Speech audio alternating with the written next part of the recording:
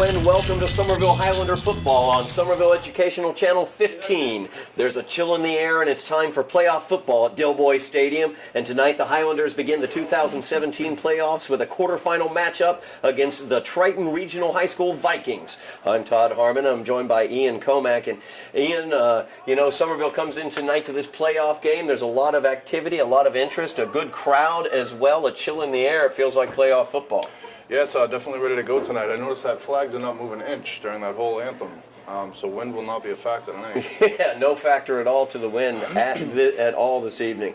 Really quick rundown on the teams and the seasons that they've had so far. Somerville, of course, comes in tonight the number 2 seed in the playoffs, a 5-2 record in this quarterfinal matchup. The Triton Regional Vikings, a record of 2-5 throughout the season. They are the number 7 seed. Their head coach is Pat Sheehan. He's in his 8th season. Head coach for the Highlanders, of course, is McConan Fenton. And noticed earlier this week, the Highlanders entered into the Boston Herald Top 25 at number 25. So the Highlanders really riding high as they enter playoff action.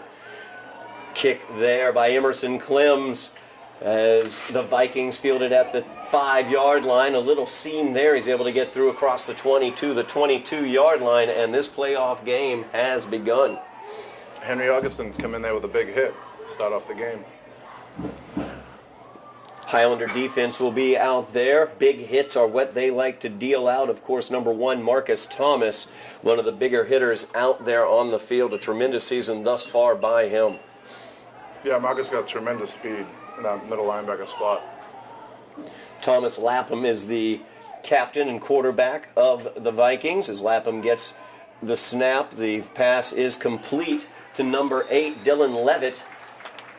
Levitt, one of the trio receivers that we'll see tonight for the Vikings, is number 8, Dylan Levitt, number 1, Dylan Shute, and number 9, Jared Durkin are their top receivers.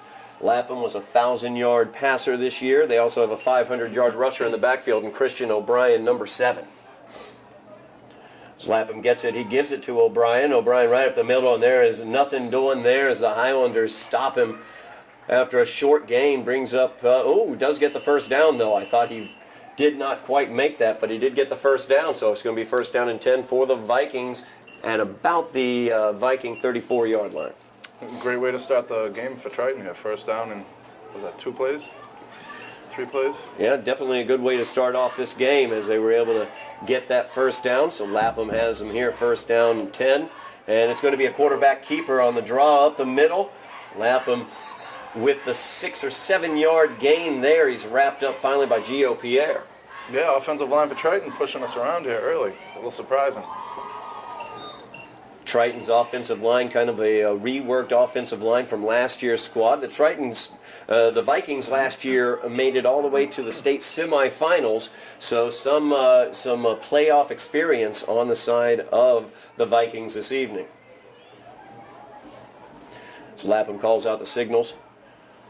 Hands it off to O'Brien. O'Brien cuts it to the left, spins off of one tackle, forces his way through another. The Highlanders keep trying to tackle the ball and let the man continue to run forward. A big gain there on the ground by O'Brien as he gets across midfield to the Highlander 47-yard line. Well, he carried tackles about 5 or 6 yards there. A few tackles at that. Yeah, O'Brien, a very, very tough running back as we're seeing right off the bat here. Definitely can see how he racked up those 500-plus yards throughout the regular season. Lapham in the shotgun. He's got O'Brien right behind him.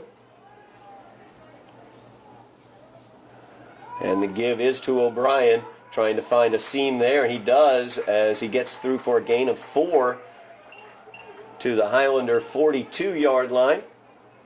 Brings up a second down and 6 for the Vikings. Again, 3-4 yards at a clip here. Be nice to get him in a third down here. Maybe lose some yardage here. Yeah, really good job by the Vikings offensive line thus far. The Highlander defense likes to penetrate, likes to get through seams and cause losses in those situations. The give, no, as a fake there, play action fake. Nice pass out to the left side as a big gain there for Dylan Shute. First down for the Vikings and more as they have it down to the Highlander 24-yard line. Yeah, good play there. They froze the linebackers, and the slant was wide open. So the Vikings with a very nice drive here to open play. It's Lapham. Once again, he'll give it off to O'Brien. Nice tackle there, and that was Marcus Thomas knifing right in there and taking care of business. A great job there by Marcus Thomas. Yeah, someone's got to step forward here in this drive. Put a halt to it. Yeah, good penetration by Thomas as he was able to get in there, prevent any sort of gain. So it brings up a second down and a very long 9 or short 10, however you'd like to look at it. Just underway here in this playoff, quarterfinal playoff action for the Highlanders. And they're going to, keep it. Actually, he does Lapham as they fake the jet sweep. He pulls it out of the chest of the man in motion. He falls forward for a gain of about 5 on that play, so it brings up a 3rd down and 5. And Ian, that's what you were talking about. You want to get them in these 3rd down and longer situations. A 3rd and longer than 5 would be preferable, but it's not as bad as a 3rd and 2 or 3rd and 1 with a powerful running back like O'Brien back there. Yeah, they also have a decent kicker. I believe he kicked a 37-yarder last game. He's a freshman as well. I don't know if we're in his range yet. So Lapham with the slant. It's knocked down at the line of scrimmage. Good job there by the Highlanders. I think Marcus Thomas may have gotten a hand on it, or Anton Smith. One or the other, but it brings up a 4th down here for the Vikings, and it's decision time for head coach Pat Sheehan. Yeah, really big decision here early in the game.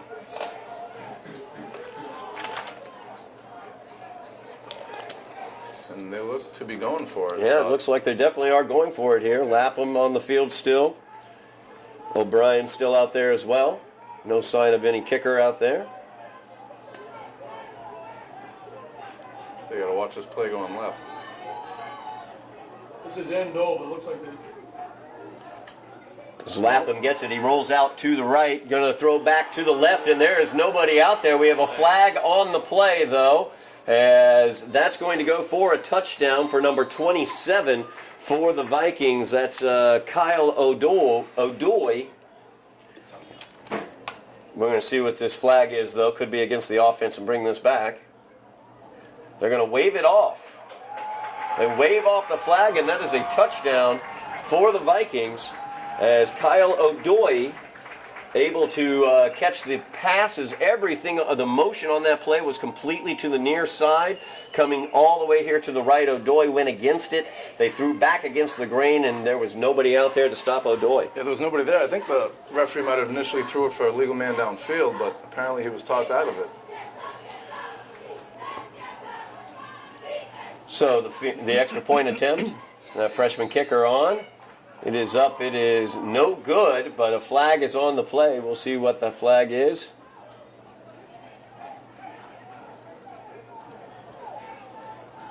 This is going to be offsides against the Highlanders.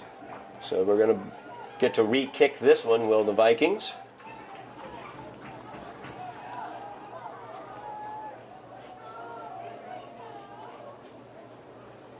Joe Delmonico, the kicker for the Vikings. Let's see if he got the jitters out on that first one.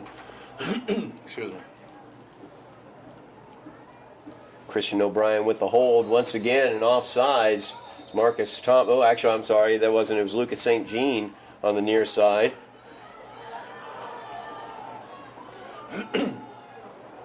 Something's got to be going on down there to draw them off sides twice in a row.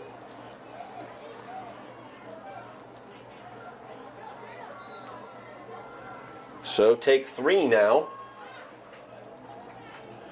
As Delmonico lines this one up again. At this point, I would just go for the quarterback sneak, but Kick is up. And that one doinks off the upright. No good. So it's going to be a 6-0 lead for the Vikings as they score on their first possession on a very, very good first possession drive. Highlander offense yet to take the field, Ian. So, but as you said, actually, after those 2 offside penalties, you're close enough to the goal line. Just snap it and lean over and get those 2 points instead of taking the chance there. yeah, you push them around down the field. I think you could get 1 more yard there, but we'll see if that point makes a difference at the end of this game. So a 6-0 lead here for the Vikings. Of course, they come in tonight. The number 7 seed, the Highlanders, the number 2 seed. Lots of high hopes for the Highlanders as they come into the playoffs. Lots of excitement, as you can see, throughout the Dillboy Stadium area here. Lots of good crowd here for this contest. Of course, the Highlanders trailing 6-0 early on. That explosive Highlander offense not taking the field yet. So they'll have the opportunity here in a moment. 6 minutes, 35 seconds remaining in the first quarter of play. See head coach McConan Fenton there. It's important for someone to put a drive together here. Not necessarily points, but just put together a good drive and build some confidence. Mentioned the Vikings were able to get to the semifinals of the state playoffs last year, so a squad that is used to playing in playoff games. Lost Definitely. some of their leaders, but definitely some playoff experience on this team. And this is going to be a short kick fielded at the 28-yard line and knocked out of bounds at the 36. And that's where the Highlanders will take over on the offensive side. 6-0 is the Viking lead. So Highlanders come in tonight. They are very excited about this playoff run. They also have heavy hearts, though, as they lost a teammate and a leader and a mentor to many of the players on the team. Kevin Raymond tragically passed away 2 weeks ago. So they've dedicated their playoff run to his memory. Yeah, they'll definitely be hopefully playing a little harder tonight to keep Kevin in their memory and for the rest of the season, hopefully. No doubt about that. Kevin, a leader and a mentor to a lot of the players on this team. So Elijah Jeffries brings the boys out, and that offense is about to go to work. Yes. Joined in the backfield by Fred Caston. He looks to his left. That pass is complete. The Gio Pierre, he's got some room to roam too as he jukes around 2 players and makes a man just fall down as Gio Pierre on the big pass reception for the first down. He's out of bounds just short of midfield at the 49-yard line. While Gio can play. We got a flag, Todd. No, we got the play. We got the flag on the play. We'll see what this flag is. Lots of laundry early on in this game, Ian. Yeah.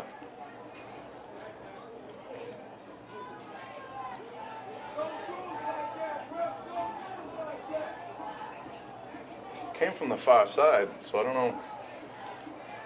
Again, the only thing I can think of is a legal man downfield. They're going to bring this one back. I haven't seen what the call was at all. He's going to announce it now. That is going to be the call.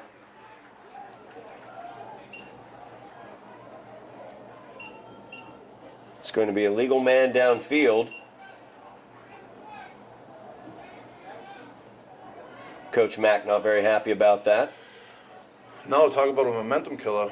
Get the ball to your best player. Makes a couple guys miss, get some momentum, get the sideline going, and then all for naught. Backs them up 5 yards, so it's going to be 1st down and 15 for the Highlanders at their own 31-yard line.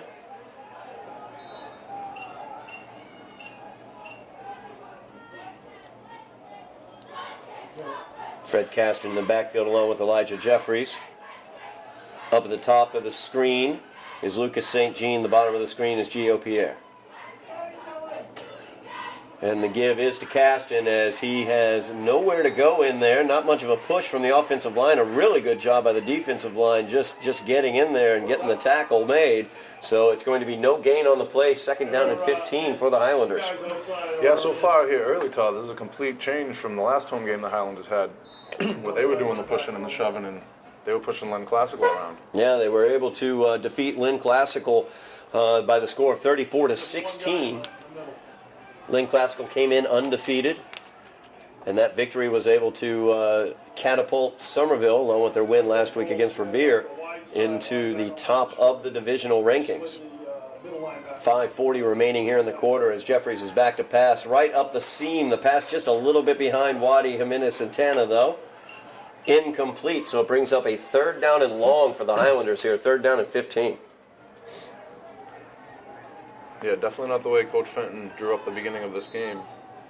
However, there's plenty of time to go.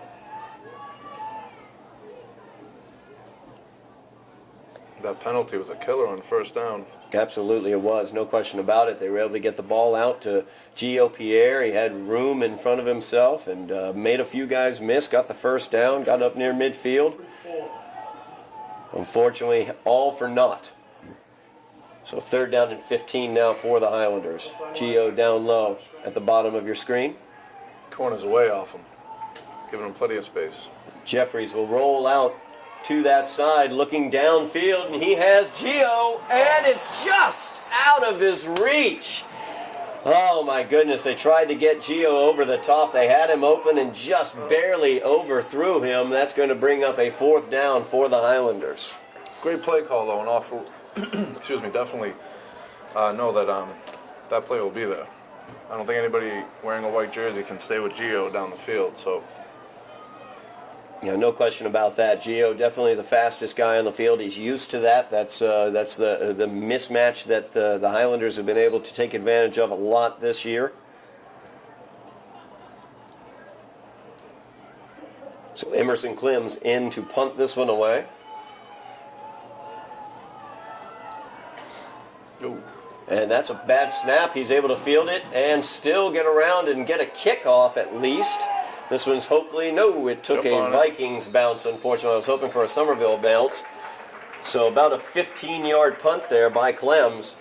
It's going to result in the Vikings with great field position at the Highlander 45 to start this drive. Yeah, punt came in a little low, and there was a lot of white jerseys running at him. Luckily, he was able to roll to his right and get a foot on the ball. Best he could do. Yeah, and tried to make the best of a bad situation there. Low snap, and your excellent point there, Ian. There was a great penetration by the Vikings rush. So Lapham brings out the Vikings. Got a touchdown on their first possession. And Lapham gives the ball to O'Brien. O'Brien has nowhere to go as he's stopped dead at the line of scrimmage for a gain of nothing at the 45. So it brings up a 2nd down and 10 for the Vikings. Yeah, that's a huge play, though. Build up the defensive lineman's confidence. They got to start doing some of the pushing and shoving. Push these guys back.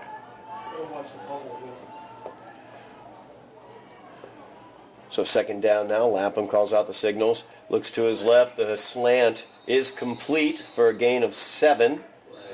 Flag is down on the play. Catch was made by Dylan Shute. We'll see what this one is. I think it might have been an illegal shift.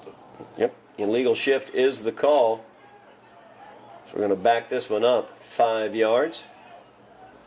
4 minutes, 40 seconds remaining in the first quarter. Highlanders trailing by 6. Brings up a 2nd down and 15 now for the Vikings. So the line of scrimmage will be midfield. This offense is predicated on those quick timing patterns, those quick slants. We've already seen them be effective a couple times today. Lapham with the hard count, able to get some movement at the line of scrimmage. See if he got those 5 yards back. Yeah, Triton's doing something to draw these guys off sides. I don't know if the center's squeezing the ball or quarterback's getting them with the cadence, but something's going on. No, this is going to be called. It's going to be called against Triton, actually. So the Vikings moved early on that one. It looked like there was a hard count or something that Lapham was doing, but it may have fooled his own offensive lineman. So that brings up 2nd down and 20 now for the Vikings. Yeah, huge play there. 10 yards is huge. Lapham with a long way to go, and that one's on the ground as it was a low snap. Lapham was able to get away, though. He's forced out of bounds at the 50-yard line as he was being chased by Kelly Alphonse. So right at midfield, was able to get 5 yards on that play, was Lapham after the low snap. So brings up a 3rd down and 15 for the Vikings, though. Yeah, sometimes the defense sees that ball on the ground. They forget their assignments and fly at it. And that's why he got outside there. You also see that on kickoffs, for example. If the return man drops the ball, the lane assignments tend to break down. As Lapham gets the snap on this big 3rd down, the blitz is coming in, and that is a completed pass up the middle. Great play call on the blitz.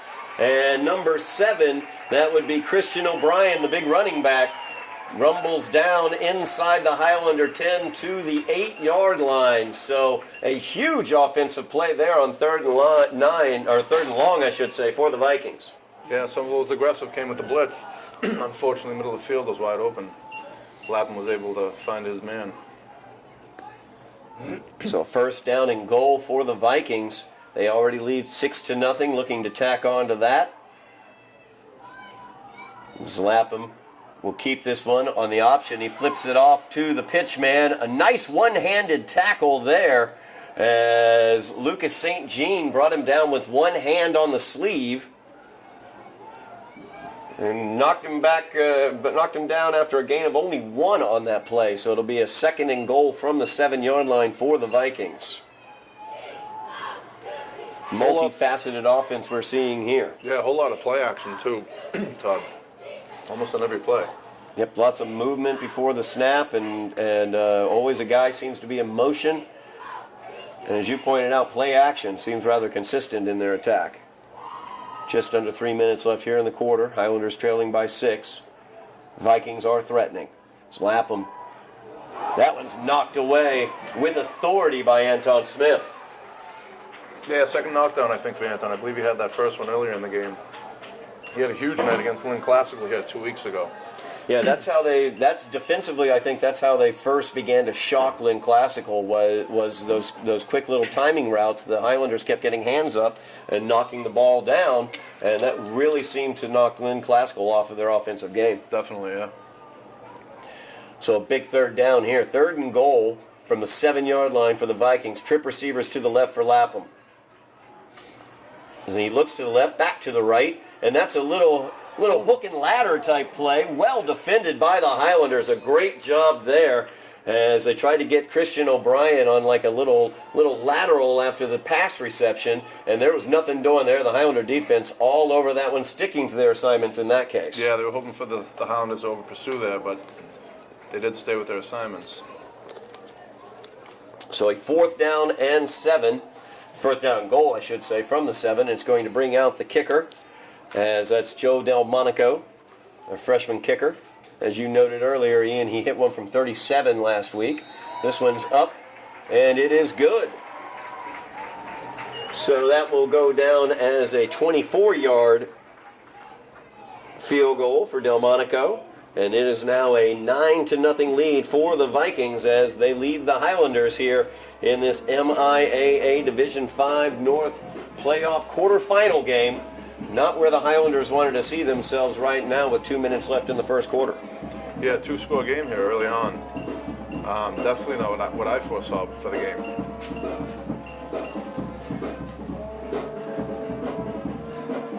Highlander offense coming back out on the field now. They were bedeviled by a early penalty as they picked up a first down on a pass to Gio Pierre, but that was called back due to an illegal man downfield call, and they just weren't able to recover from that on that drive very much. So they did have Gio later on in that drive open down the field. He had about 4 yards on his defender, and unfortunately Jeffrey's pass was just beyond his fingertips. So the offensive explosiveness is there, and we're just waiting for that explosion to happen, because you just get the feeling that athletically the Highlanders have more athletes, especially at the wide receiver position. When you look at a Gio Pierre and you look at you look at what they bring at that position, and they're probably going to be able to hit some big plays, I would think. Yeah, definitely would think so. That the favorable matchup is the skill positions here. But Triton looks like a very well coached team when their plays very well, despite their lack of size or speed. No question about that. Some great play calls that we've seen, especially on the offensive side. There was a T issue there. Going no T. Yeah. Last time he kicked it to about the 30 with the ball in this position. Let's see if you can get a little more distance. Yeah, well, Highlanders had brought Gio Pierre up, and now that one's kicking around on the ground as it was initially touched by Fred Caston, but able to be covered up. Nice play there. Heads up play by Carlos Fernandez, as he knew darn well, just jump on that ball. Don't try to do anything special with it. Yeah, it doesn't look like Triton wants anything to do with trying to tackle. one of our kick returners. So I think they'll just be squibbing it the whole night. Strategy many teams have used throughout the season. You have an electrifying player like Gio Pierre back there. There's Jeff Argenziano talking to Somerville Athletic Director. First down and 10 for the Highlanders at their own 28-yard line. Elijah Jeffries, a quarterback, calls out the signals. Handoff is to Fred Caston. Caston trying to find something around the right side. Can't get anything there. Tried to bounce that one outside, but he was wrapped up and taken down by Christian O'Brien, the opponent's main running back. So a loss of 1 on the play. It'll bring up a second down and 11 for the Highlanders. Highlander running backs need to get that ball and go. A little dancing going on. Fred definitely wants to get that north-south, not the east-west. Jeffries back to pass, looks to his left. Doesn't like what he sees. Instead, he's going to go downfield to Gio Pierre. Gio is open, and that is complete for a big gain for the Highlanders inside the Vikings' 40-yard line down to the 36-yard line where Gio is forced out of bounds. And they could have that all night long if they wanted. Yeah, it was a great play there. Jeffries with the pump fake. All receivers stopped. Gio turned around and took off. Great pass by Jeffries as well. Yeah, Elijah with a great touch on that ball as he was just able to loft that one up, let Gio run right underneath it as he did. Trips receivers now at the top of the screen. Gio is solo down at the bottom. Fred Caston in the backfield. 1:23 remaining here in the first quarter. Maybe try to get Gio one-on-one here again. And Elijah pulls the ball out. He's going to keep it as he gains the first down and a bit more down to the 20-yard line. Nice job there by Elijah Jeffries on the read option there. Sorry, Todd. Good blocking, too, by Pierre there. Didn't knock his man over or anything, but basically got in his way, held him up. And Jeffries is out to get a few more yards, 5-6 more yards. So first down and 10 for the Highlanders at the Viking 20-yard line. Highlanders trailing 9-0 right now. The Viking defense averaging allowing 28 points a game this year. So the offensive opportunities are there. So Elijah Jeffries Delay of game. going to be called for delay of game there. Backing it up 5 yards. A lot of laundry on the field early on, Todd. Yep. These guys aren't shy. So first down and 15 now for the Highlanders.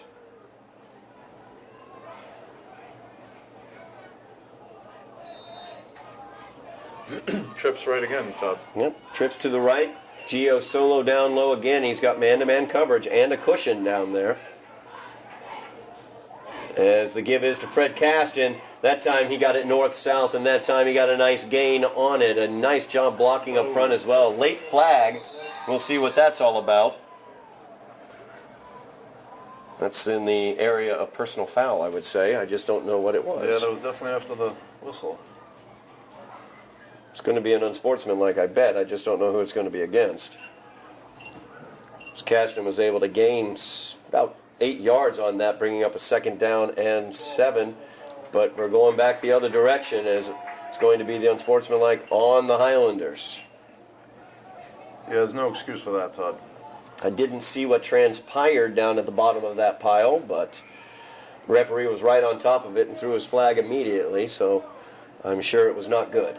No, and whatever you did, don't do it again. Exactly. Because this referee obviously will throw his flag. So now we have a second and very long for the Highlanders. Looks like about a second and 22, I'm going to call it.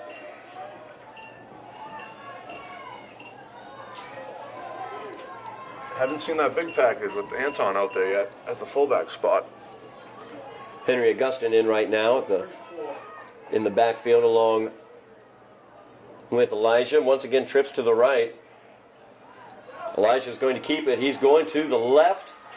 Knifes down through, gains probably about 5-6 yards on the play. It's going to bring up a third down and 17 for the Highlanders, and that's also going to end the first quarter of play as the Highlanders in this first quarter trailing by the score of 9-0 in this AA Division 5 playoff matchup against the Triton Vikings. Yeah, real surprising first quarter here, Todd. The Highlanders shut out. And gave up a long drive on the first possession. Ladies and gentlemen, we ask that you please keep the concourse area clean. Struggling a little bit on the offensive side as well, Ian. You know, the offense just doesn't seem to be clicking. Not a lot of rhythm to the offense. We're seeing the unsportsmanlike conduct, for one thing, you know, is something that can't be done anymore. But on top of that, you know, just rhythmically, the offense just doesn't seem completely in sync right now. No, a couple early stops by Triton, and then those penalties. You can't have a rhythm when you get penalties. There's absolutely no way. It's a momentum killer. That first one on the first possession that Gio got about 12 yards of, that was a huge play. And then to get it taken away, demoralizing to the Highlanders. So now 3rd down and 17 for the Highlanders from the Titan 27-yard line. I may be wrong on that. It could be 15. Could be 18. I'm guessing. It's trips to the near side.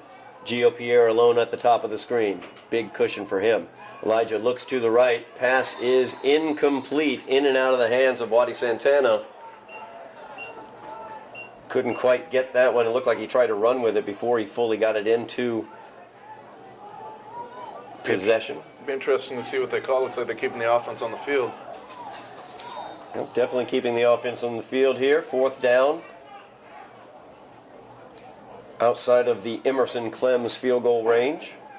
Tyler Whitney Sidney just checked in at receiver. He's in the slot at the top of the screen. 4 receivers out there. 2 at the top, 2 at the bottom. As Jeffries back to pass, looks to the right. Lucas St. Jean with the reception. He is down inside the 20-yard line to the 15. But that is not enough for the first down, as that will be a change of possession on the 4th down play.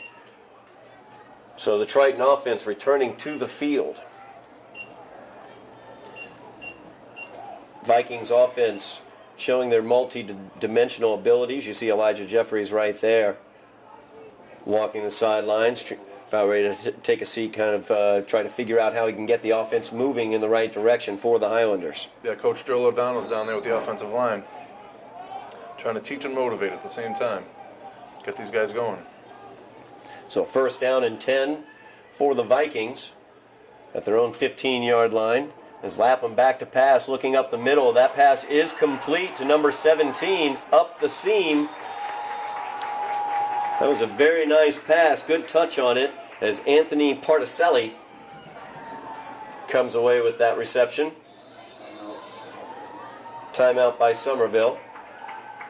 Big play there on 1st down for the Vikings. Huge play, yeah. Again, the defender's trying to knock him out instead of actually wrapping him up and taking him down. And Coach Fenton's going to give everybody a wake-up call here. That looks exactly like what's happening. If they haven't woken up and already, they're down 9 points, so now's the time to play. Time to be aggressive. I think Coach Fenton's telling that, not as politely as I am. Well, now, Ian, when you're telling your players on the JV basketball team that they're not quite playing up to the level you were expecting, are you as nice as you were just now? No, I'm a little more boisterous.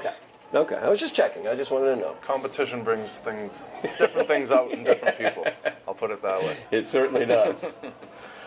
And right now it seems to be bringing out the best in the Vikings, unfortunately, as they have it 1st down and 10, leading 9-0 here from their own 39-yard line. Their offense has been very effective against the Highlander defense thus far. Lapham, play action fake, the pass out to the left flat is complete. Good hits there by the Highlanders on number 4, as he is brought down after a gain of 5 on the play. Brings up a 2nd down and 5 for the Vikings. Yeah, their offense is tricky. It's a lot of, like I said, play action, a lot of pump fakes. Really got to stick with your assignment. That was Joshua Darcy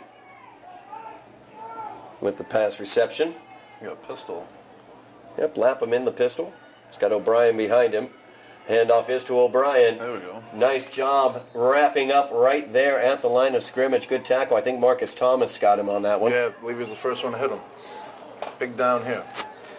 So good stop there by the Highlander defense. Brings up a 3rd down and 3 for the Vikings.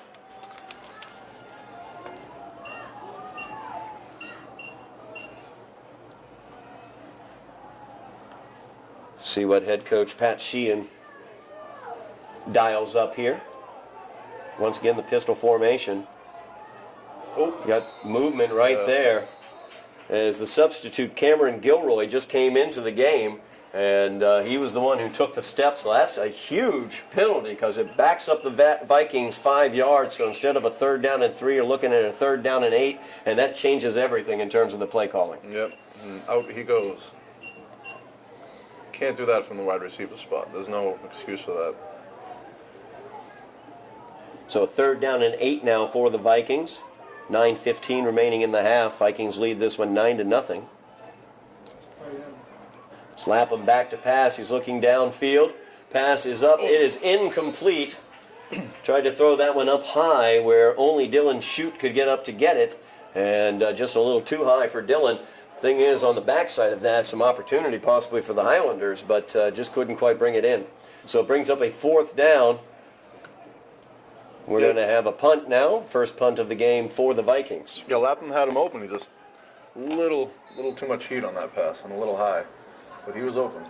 Yeah, Shute found the soft spot in the zone. And that's shoot, not Schrute, right? Shute, yes. Shoot. Wobbly snap. Yep. Punt is away, though. Fielded by Gio Pierre at the 33. Ooh. Gio trying to find some room out there, but nothing doing. Nice coverage there by the Vikings. Yeah, there was nowhere to go. So the Highlanders will get it 1st down and 10 from the 37-yard line, trailing by 9-0. Highlander offense sputtering thus far this game. Yeah, penalties have been a real killer, real drive killer in this first half. And no question about it. Final words there from the coaches. Coach Mack gets them back out there.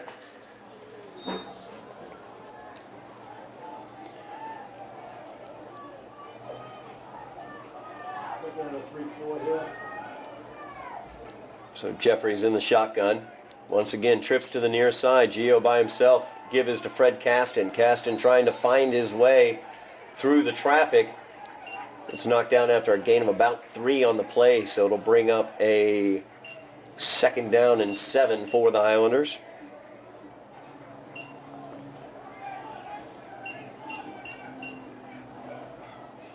So Gio's at the top of the screen.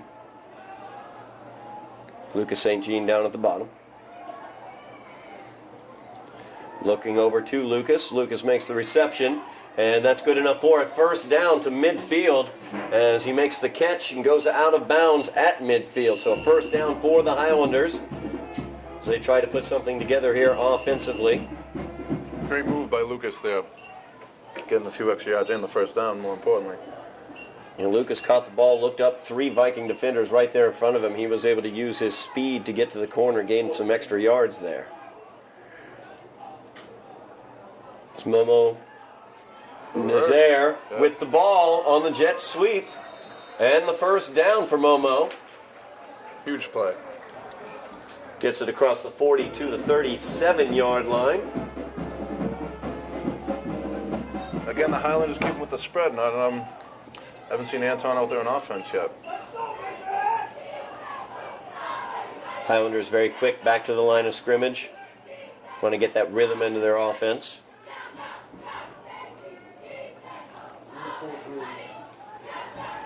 Look like they might be blitzing here. Yeah, look like they might be coming there at the line of scrimmage, and they are. The give is not to Fred Caston as he keeps it, does Elijah Jeffries, and he's going to go all the way for a touchdown on that play. What a run by Elijah Jeffries as he saw that seam open up, but then downfield, probably about 10 yards downfield, he was able to cut it to the outside and use his speed to make it all the way to the end zone. Wow, does he have a second gear?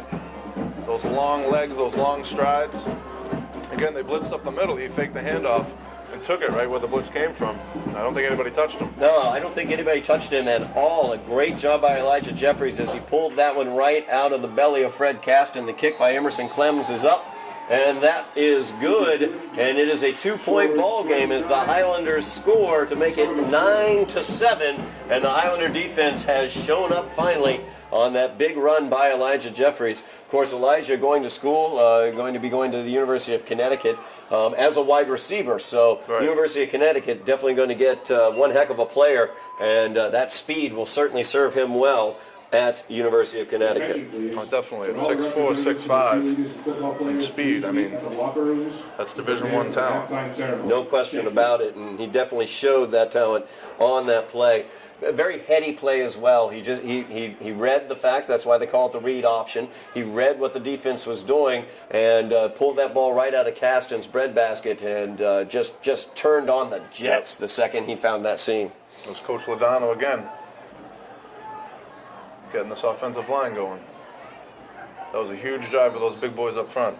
No doubt about it, it certainly was, as Emerson Clems on for the kickoff here. 7:39 remaining in the first half. Clem's kick is a line Great drive shot. It's fielded at the 12-yard line, and there are the Highlanders down on coverage as they bring him down at the 15. It was actually fielded at the 7. My apologies on that. So about an 8-yard gain on the return for the Vikings. So great coverage there by the Highlanders, and you just get this feeling the momentum might be shifting over to the Highlander side of the field. Yeah, that was a huge play there. Everybody kept their assignments, wrapped them up. They get the ball at the 15 and a half, almost the 16-yard line. Really important here to keep that momentum, to stop them here. Keep them on this side of the field and get a punt. Yeah, big defensive opportunity here for the Highlanders to hold on to that momentum that the offense just gave them, making it a 2-point game, 9-7. The Vikings leave. Lapham, quarterback for the Vikings, gives it off to O'Brien. O'Brien has nowhere to go. The left side of the defensive line was right there as a gain of about 1 on the play. There was Quincy Bocage as he was right there to make the hit on the left-hand side of that defensive line. Yeah, Quincy's a big body, definitely tough to block. And when he's motivated, he's a big load. Yeah, Quincy, I think Anton Smith was also involved in that tackle, so a great job over there holding their position and just not allowing the gap to open up at all. So second down and a long 9 for the Vikings. As Lapham has 2 receivers to his left. He will run the option to his left. He has a pitch man behind him. A nice job by the Highlanders watching the pitch man, but Lapham continues moving forward and is able to roll forward for another couple yards there. Looked like they may have shut him down after a gain of 4, but instead he gets a gain of 7 out of it because he kind of rolled forward. And once again, the Highlanders not wrapping up defensively. No, looking for the big knockout punch, but it's much more important to get that runner on the ground. Marcus came around and took out the running back. And I don't know if they thought he pitched it or what, but nobody wrapped up the quarterback. So Lapham back to pass now on third down, and the pass is complete. A one-handed grab, and now the ball's on the ground. We're going to see what they call this. We're going to see what the call is on the field. It looks like they're going to give him the catch for the first down with forward progress at the 26. As they're discussing it here, The question is, did he have control of the ball? And if he did have control of the ball, didn't the ball come out? Right. And the question then is, was he down before the ball came out? And we cannot have replay. It's high school football, so it's just whatever they see happened. And what they're going to say is he caught the ball and was brought to the ground, and the ground caused the fumble. Unfortunately, we don't have the facilities here at Dilboy to run a replay booth. I was going to ask Joe to just run it back. We'd run down to this field with the screen, show the ref. So first down and 10 now for the Vikings. Lapham on the play action. That ball's tipped. Nice job by Anton with the tip. Yep. He has a knack for doing that. He really does. And that's a talent. That's a skill. You see, there's so many guys who play their entire careers, high school, college, through the NFL, and they never bat down a pass. Anton Smith batted down like 4 or 5 over the past 2 games. You're trying to rush the passer, but also watch the passer. Yep. Just tough to do sometimes. So second down and 10 now for the Vikings. Lapham has a single receiver at the very top of the screen. He's going to keep it on the quarterback draw. And nothing doing there. Nice job. I believe it was 25. Lenz Pierre was able to wrap him up. He got him by the ankles and just didn't let go. Yeah, first time we mentioned Pierre's name tonight. So third down and 9 for the Vikings. 5 minutes, 15 seconds remaining here in the first half of play. The Vikings do have that 2-point lead, 9-7 over the Highlanders. Lapham rolling out to his right. He will throw on the run, and it looks like on target. Was it complete? No, it did come out. That was close. He ripped that throw off. There's no question about that. He put some mustard on it. He can definitely throw a football, no doubt about that. So it brings up a fourth down and 9. Vikings will be forced to punt here. And that's big. 5 minutes remaining in the first half. The Highlanders will have the opportunity to take the lead for the first time in this game.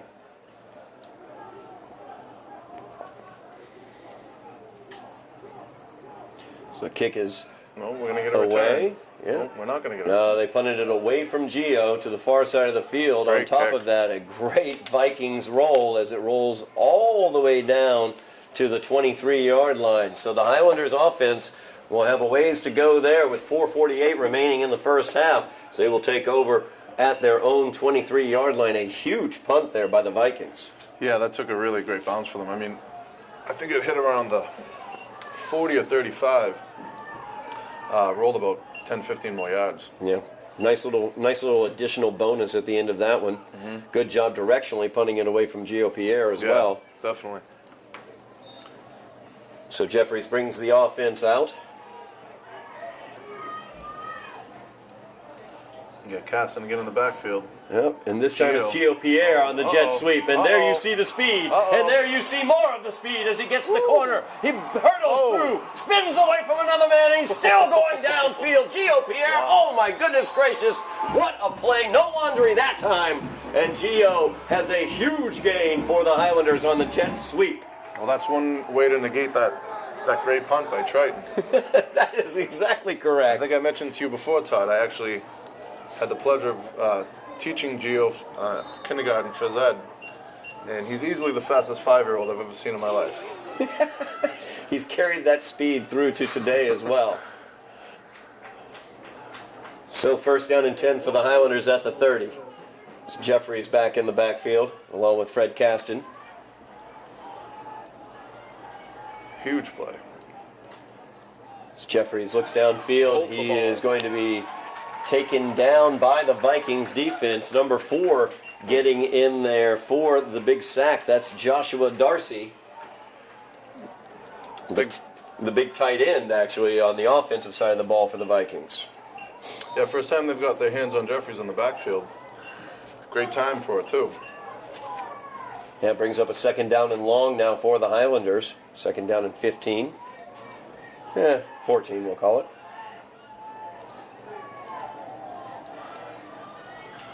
Gio's by himself at the top of the screen, trips to the bottom. As Jeffries is back to pass, he's got the screen set up for Caston. Nice job by Caston. He cuts it to the right. He's got a ways to go, and he makes one man miss with his speed into the end zone for the Highlander. Touchdown. Big play by Fred Caston. I think we're finally seeing the Somerville speed take hold here against Triton. They can't match that speed outside the numbers.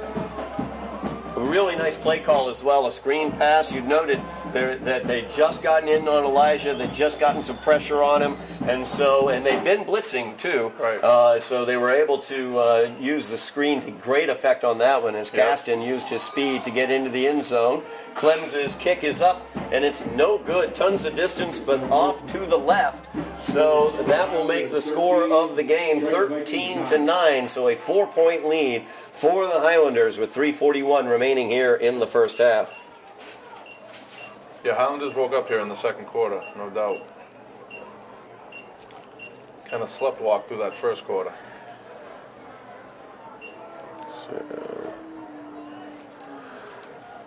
3:41 left. The Highlanders leading now 13-9. It's their first lead of the game. The cheerleaders and football players, please meet in the locker rooms to prepare for the halftime ceremony. Thank you. You hear the halftime ceremony. And of course, it's senior day here at Dilboy Field. So all the seniors, we will have a ceremony at halftime honoring the seniors. Seniors in the band, the seniors on the cheerleading squad, the seniors, of course, on the football team as well. That's great. I told the band not to get thrown out this week. It's Clems with the kick. That is a heck of a kick. It is fielded just at the goal line. And here comes the Somerville coverage. Get that ball. Nice Get the elusiveness ball. there, but nowhere to go as he's finally brought down. Boy, he was holding that ball a little bit away from his body, wasn't he, He Ian? was holding it very loose. I was getting excited up here. Big play there. Jameer Shakes, I believe, was who made the tackle there at the 8-yard line. Great kick by Clems. Clems definitely is a weapon for the Highlanders. There's no question about it. Yeah, the returner there froze for a second. Looked around, and then he decided to run it out. Didn't run very far as he only got it out to just inside the 9-yard line. Yeah, So it's first down and 10 from there. Horrible field position. Got to watch a turnover here if you're Triton. It's Lapham's back to pass from that field position. They were trying to set a little screen up, a little wide receiver screen on the far side of the field.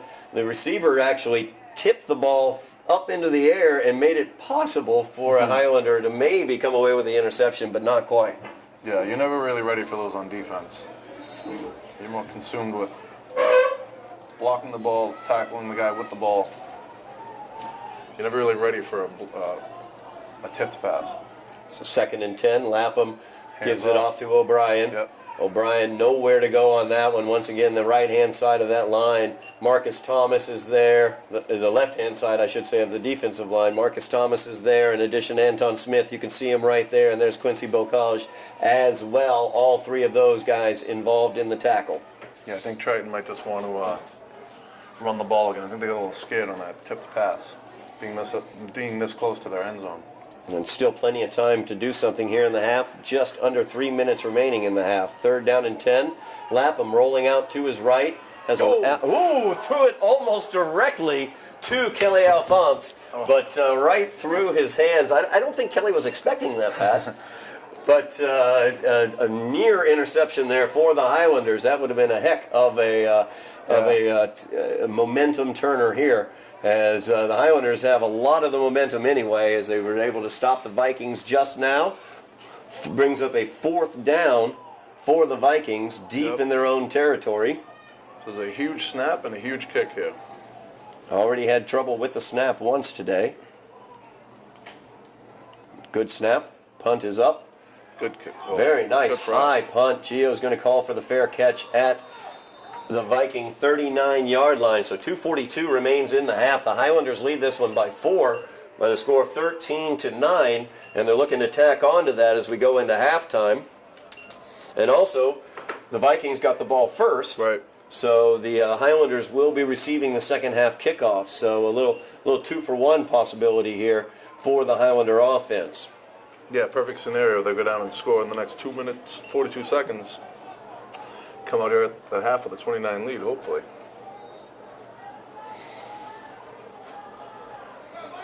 Short field. Good field position for the Highlanders. As Jeffries has 2 receivers on either side. No deep safety is back. And Jeffries will keep it. He spins off of one tackler, tries to power through another one.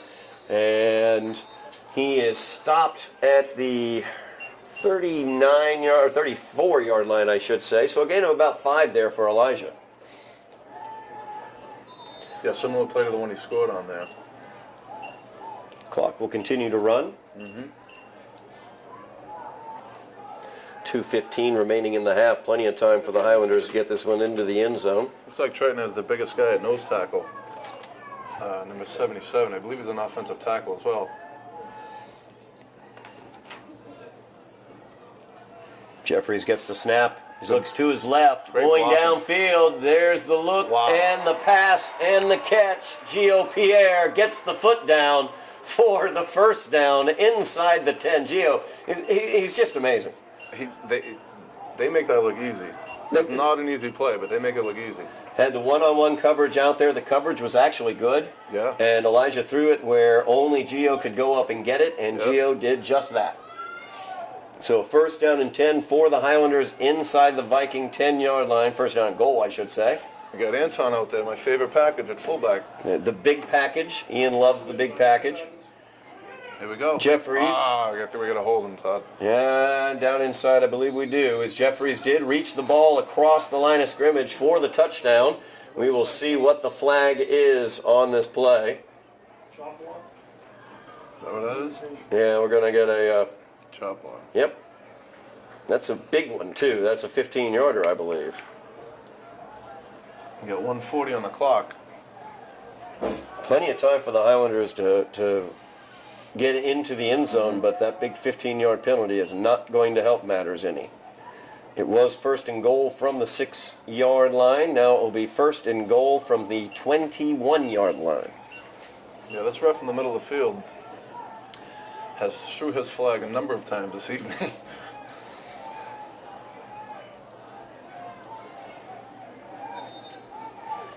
So a minute 40 remaining in the half. The Highlanders lead 13-9, looking to tack on to that lead as we go towards halftime. It is a first down and goal, but it is a first down and goal from the 22-yard line after a personal foul, or I should say, personal foul, chop block. Three receivers at the top of the screen. Lucas St. Jean solo down low. Elijah Jeffries will take it around the corner, trying to find something out there. Sidestep one man, lean forward, was able to gain about 4 on the play. Actually, about 2 on the play. I think we have a timeout, Somerville, Yep, Todd. timeout for Somerville. Stopping the clock with a minute 31 remaining in the half. Second down and goal from the 20 now for the Highlanders. See what Coach Mack is dialing up right now. Well, they had to call timeout to stop the clock. It was also a good time to get everyone together on the same page here. Talk about what play you're going to run, what we need to do to get into that end zone. Well, with time being in short supply here, granted a minute 30, you do have a decent amount of time, but you might be planning your next 2 plays. Right. You know, depending upon how much you're able to gain with the first play, you've got maybe 2 options that you might go with from there. That way you don't have to re-huddle up. You immediately get back to the line of scrimmage and run another play quickly. Yeah, also a strategy to keep Triton on their toes so they actually can't play a call because they're not ready. Got trips left. Yep, again. trips to the left once again. Lucas is solo down at the bottom of the screen.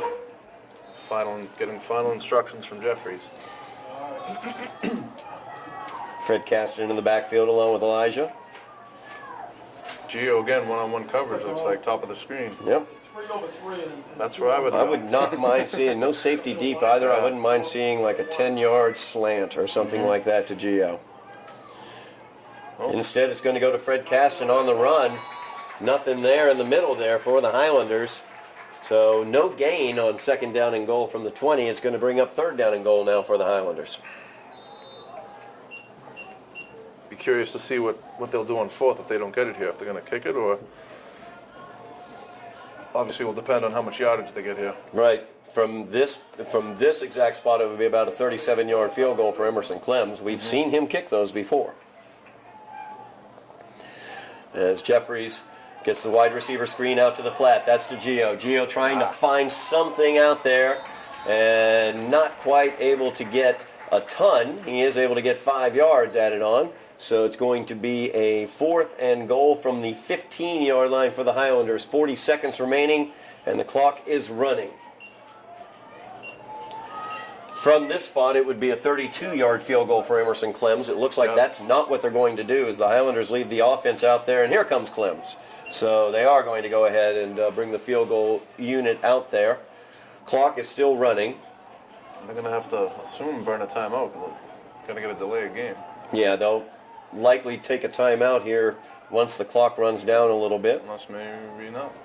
Well, they are lining up for it, so Gio Pierre, the holder. Emerson Clems, the kicker. And we have a stoppage of play with the timeout with 4 seconds remaining in the half. So the Highlanders looking to make this a 7-point game going into halftime as Clems is on, looking to put in a 32-yard field goal. From the far hash mark is Gio Pierre talking to Coach Mack. Gio's the holder in that situation.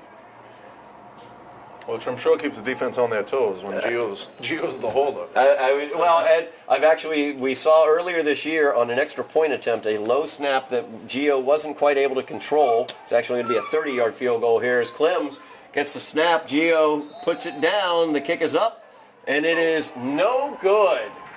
No good. Plenty of distance, but no good on the field goal for Emerson Clems. So we will go into halftime with the Highlanders leading, not by what they wanted to, though. They are leading 13-9 over the Vikings of Triton Regional High School.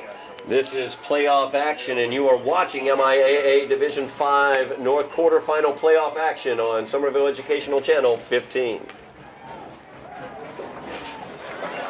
From the band, Bella Karuba Ferrari, Liam O'Keefe, and Tenzin Dalak. From the cheerleading team, Karina Amaya Flores, escorted by her brother Henry and her friend Casey.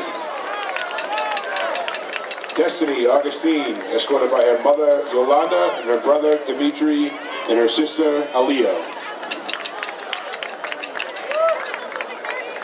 Natalie Guerra, escorted by her mother Maria and her friend Jade.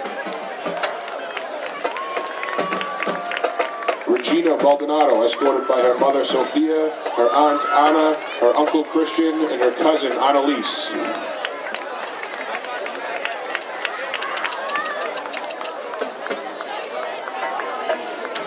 Elena Osius, escorted by her friend Giovanni.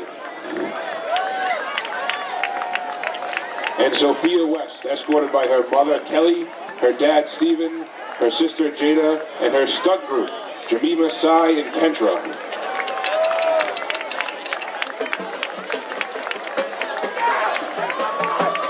The Somerville Highlanders would also like to acknowledge their student trainer, Lily Kelly, escorted by her grandmother Mary. For the Somerville High School football team, Adriano Almeida, Henry Augustine, escorted by his friend Chris and his friend Theo.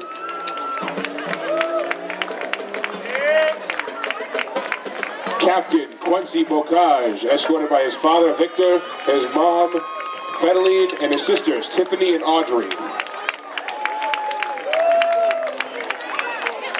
Quincy Garcia, escorted by his sister Sophia and his mom Sharon.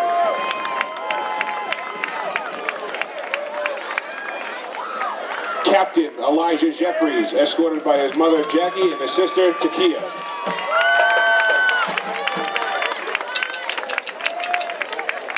Emerson Clems, escorted by his mother Serlene, his dad Ardelaro, and his brother Rennerson.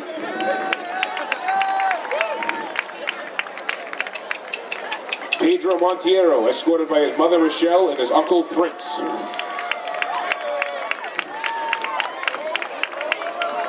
Captain Giovanni Pierre, escorted by his mother Diana, his father Reginald, his sister Celine and Diane, and his brother Brian.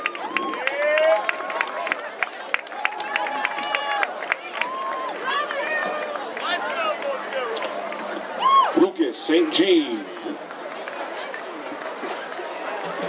escorted by his mother Annette and his dad Eustache. Captain Zachary Shea, escorted by his mother Randy, his dad Brian, and his friend Benji.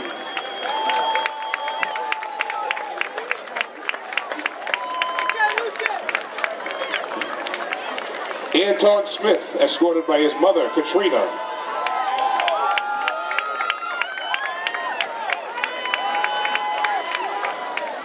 Marcus Thomas, escorted by his mother Micheline, his father Phenelius, and his brother Johnson.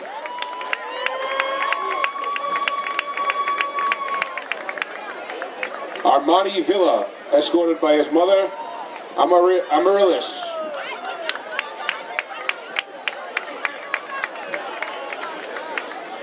And Kyle Hairston, escorted by his mother Kelly, his father Tony, and his brother Devon.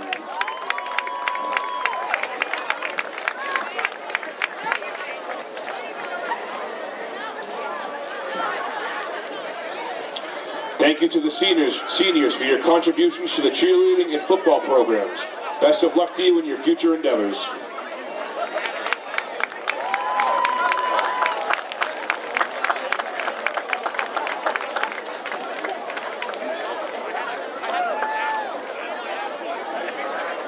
I would also like to acknowledge again Somerville Highlander student trainer Lily Kelly, escorted by her grandmother Mary. Thank you, Highlanders.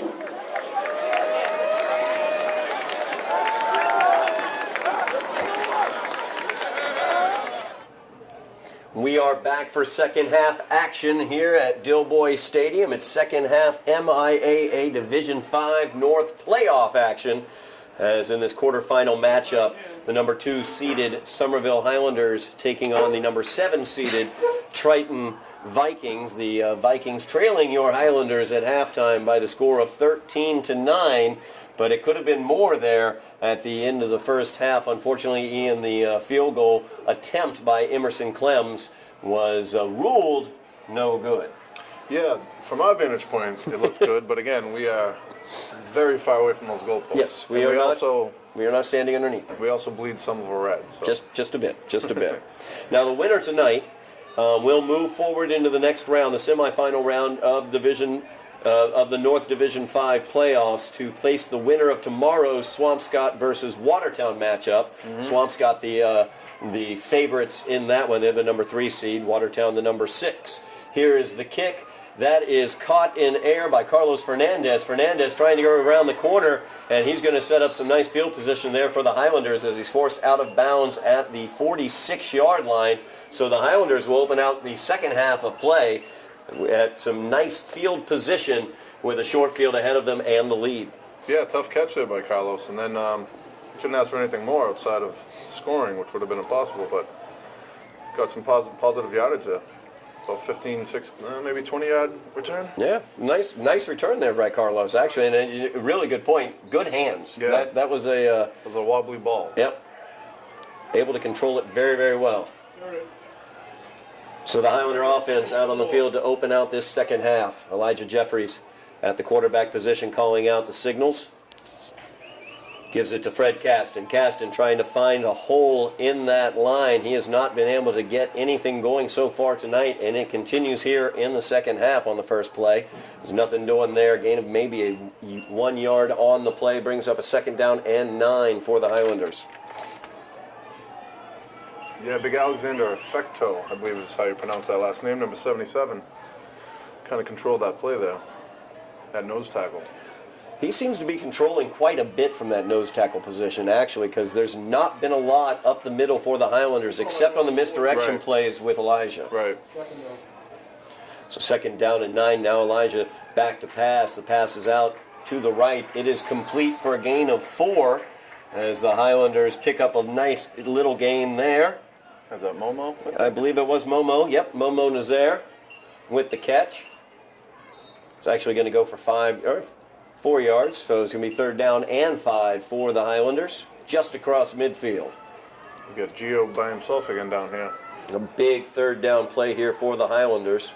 Trips to the top, Gio by himself at the bottom of the screen. Safety is back deep now for the Vikings. As Elijah back to pass, looks over towards Gio. Instead, he is going to go down. It looked like a little pump fake towards Gio.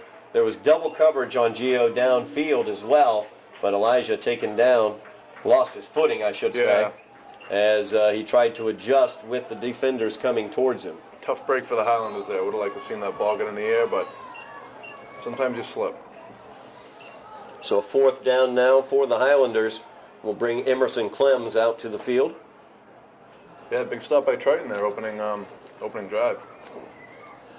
Looks like we had Some movement on the line, no flag. No flag, and Clem's kick is not your normal Clem's kick as it goes out of bounds. That rush they were able to get in on him, I think, caused him to shorten this one a little bit. Goes out of bounds at the Triton 27-yard line. That's where the Vikings will take over. Yeah, it looked like a good spot for the Highlanders there.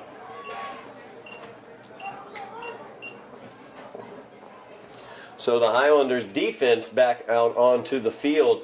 The Vikings offense showed a lot of multifacets, a lot of play action that they came out with, Right. a lot of misdirection as well. Yep. But the Highlander defense began to adjust to that in the second quarter, it looked like. It's Lapham once again on the play action. The pass is complete and avoiding some tackles there, trying to get downfield, but the Highlanders finally do bring him down. Kelly Alphonse was who initially wrapped him up, as that's going to be a gain of 9 yards, it looks like, for the Vikings. Brings up a 2nd down and 10 after the 9-yard reception. Yeah, that pass was tipped at the line. I didn't see it, but the referee was making the signal of a tip pass.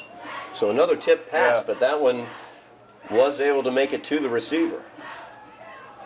So Lapham back in the shotgun once again, trips to his left, no receivers on his right. He will run it to the right, and he is wrapped up and forced down. He did get the first down out to the Viking 39-yard line, so 1st down and 10 for the Vikings after they were able to convert the 1st down. Yeah, Lapham is a tough kid. He doesn't shy away from contact.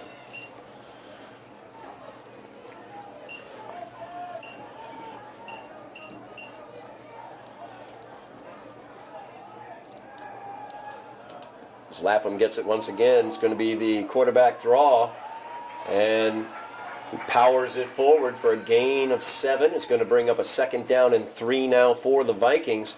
Lapham, multifaceted in what he can do. He's shown definitely a great arm. He can throw on the run as well. Anytime he's been running out to his right, he can definitely rifle that ball downfield, and he definitely showed some speed and a bit of power at the end of that run.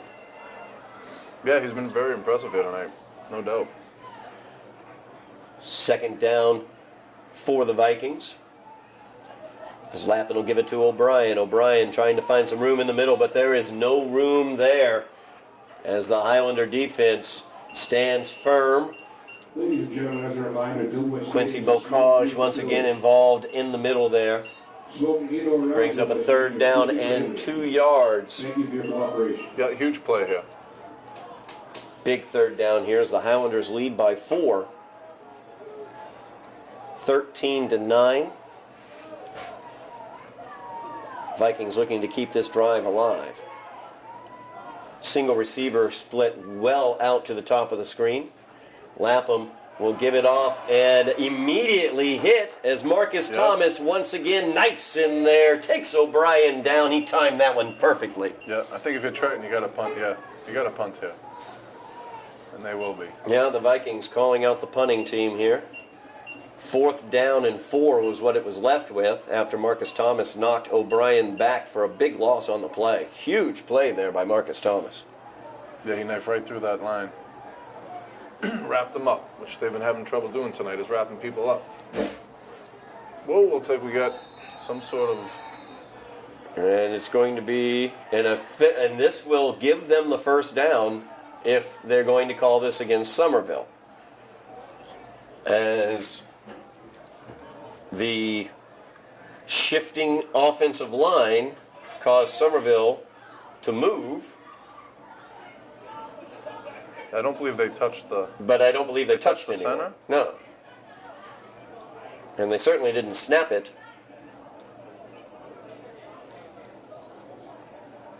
This is a big call here because a 5-yard penalty would result in a Viking 1st down at midfield. Right. Again, another discussion amongst the referees here. Not the first time tonight. Yeah, if we can find them a conference room, they could be more comfortable. Oh, waving the flag. They will wave it off, as I think they agreed with you, Ian, that although Somerville had moved and gone across the line of scrimmage, they didn't touch anybody. Right. I mean, there was nobody there to be touched since the offensive line had run to the far side of the field. Yeah, the center was the only one there, and I don't recall seeing anyone near him. Could be wrong. Well, that just ruins Triton's fake punt or attempt at confusion, at least. Well, they succeeded in confusing people. Well, they confused me. But they did not gain any yardage out of it. They're going to run the same exact thing. And we're going to have, it looks like a timeout, 30-second timeout being called by Somerville to try to figure out what the heck is going on here. Timeout, Somerville.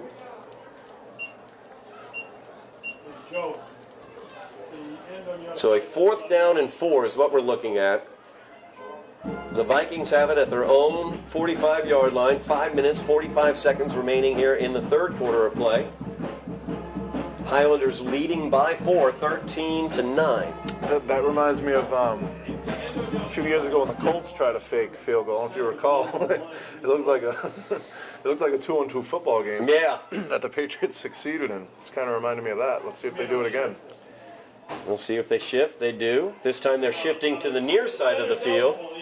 Stay there. There's a guy eligible at the top of the screen, They're going to go right up the middle. and the center is still there.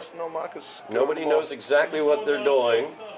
And this time he's going to roll it out. Whoa, He's going to get it. pass it forward, Pick it up. get the ball, and the ball bouncing around. We don't know. That was, I would think that was an incomplete pass because it did go forward. I don't know. I'm confused by the whole thing. Todd. I'm confused by the whole thing as well. What I do know is the referee is in the middle of the field saying that it is Somerville's ball. It looks like they're going to put the ball at the original line of scrimmage. So I believe they're going to call it an incomplete forward pass. You're correct. And Somerville will take over on downs at the Viking 45-yard line. So after all that conflagration, the good part is the Somerville band has not been thrown out of the game. And on top of that, Somerville has the ball. I actually would like that 2 minutes back in my life. I would That kinda was like to get extremely those 2 minutes confusing. back. I don't know Yes. what just happened. And we have another timeout on the field. The Highlanders are going to take a quick 30-second timeout to try to I think they only had 10 on the field. reset themselves from that confusion. Well, they were so confused. I can't really blame them. Waddy Santana was standing over the sideline still trying to figure out what had just happened. It is first down for the Highlander offense. 5:33 remaining in the third quarter. They lead by 4. Trips to the top of the screen. Gio to the bottom. Elijah has it. Elijah hurdling a player. He is down after a gain of 1. That number 77 right in the middle just continues to just really dominate that center portion of the offensive line. It's not so much he's penetrating, he's just kind of holding them up and reading the play. Yeah, very much a read and react defense that we're seeing from the Vikings, it seems, especially from the defensive line and from the linebackers. Second down, 9 for the Highlanders. Jeffries hands the ball off, and Good that play, is Henry good play. Augustin. Yep, good call. We got a third and 5. A little shiftiness there from Henry, is able to get a couple yards out of it. So third down and 5 now for the Highlanders. Highlanders would love to get this one into the end zone on this offensive drive to extend this 4-point lead. Yeah, I would think this is 4-down territory here, but we'll see what they do here on third first. 2 receivers to the top, 2 to the bottom for Elijah. And the give is once again to Henry Augustin. He's got nowhere to go as he is brought down in the backfield by number 8, Dylan Levitt. So a big play there by Dylan Levitt for the Vikings. Now you Knocks gotta- the Highlanders back. 4th down and 11 now for the Highlanders, and Emerson Clems is coming onto the field. Yeah, unfortunately, they couldn't pick up a yard or 2. They would have continued going. So Clems on for the punt. 3:40 remaining in the half. Highlanders still leading by 4. See if he can pin them back here. Oh boy. And the rush was coming in. Clems trying to get around the corner so he could punt it, but nothing doing there. A great play by number 8, Dylan Levitt. Once again, Dylan Levitt made the defensive play on third down, and then gets in, makes the penetration from the outside, and is able to get Clems down. So a big play there, 2 plays by Dylan Levitt. And the Vikings have the ball on the Highlander 45-yard line with great field position to open out this offensive possession. Yeah, we've seen some rough special teams play here tonight so far. So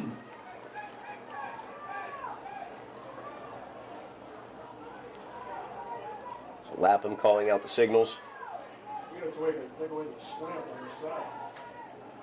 And he will give it to O'Brien. O'Brien has nowhere Great to play. go at all. Great job by the Highlander defensive line as Kelly Alphonse was involved. Henry Augustin was right there. Number 25, Lenz Pierre as well, down at the bottom of the pile. A great job by the Highlander defensive line. Yeah, big statement play there on first down.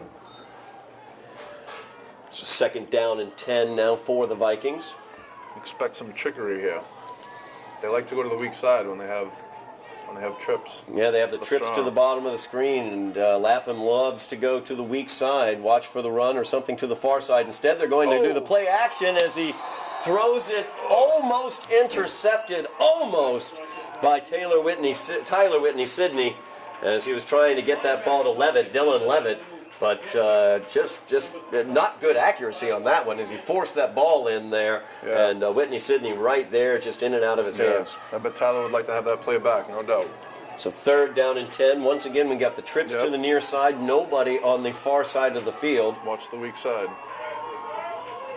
And Lapham will run it to that weak side as he cuts it downfield. Good defense there. Lenz Pierre once again involved in the tackle down at the bottom of the pile. Marcus Thomas, good defensive stand there by the Highlanders. It's going to bring up a 4th down and 6 for the Vikings. And the Vikings, it looks like, may handle this as 4-down territory. Maybe not. No. They've got the punt formation on. No, let's see which way they can trick us this time. Thomas Lapham, of course, the quarterback, back in the punting position. He's been doing the punting duties. Gio Pierre dropping back deep. Low snap, but it's fielded. It's a line drive kick. It kicks up. Takes a Vikings roll inside the 10-yard line down to the 9. So the Highlanders, 1:52 remaining here in the third quarter of play. The Highlander offense is going to have a long way to go. They have this 4-point lead. They'd like to tack on to it, but it's going to take 91 yards for them to tack on a touchdown to it here. Yeah, Triton's got to be careful here. They've thrown a couple interceptions. You don't want to do that inside the... So 4-yard line is where the Highlanders will take over. I'm sorry, yeah, the Highlanders. Yeah. Excuse me. They want to be careful with the ball. Well, the Highlanders definitely need to be careful in this situation. They've had some good opportunities as you look at Lucas St. Jean. Looks like he's working out a cramp there on the sideline. So the Highlander offense down a man right now. Get that man some water.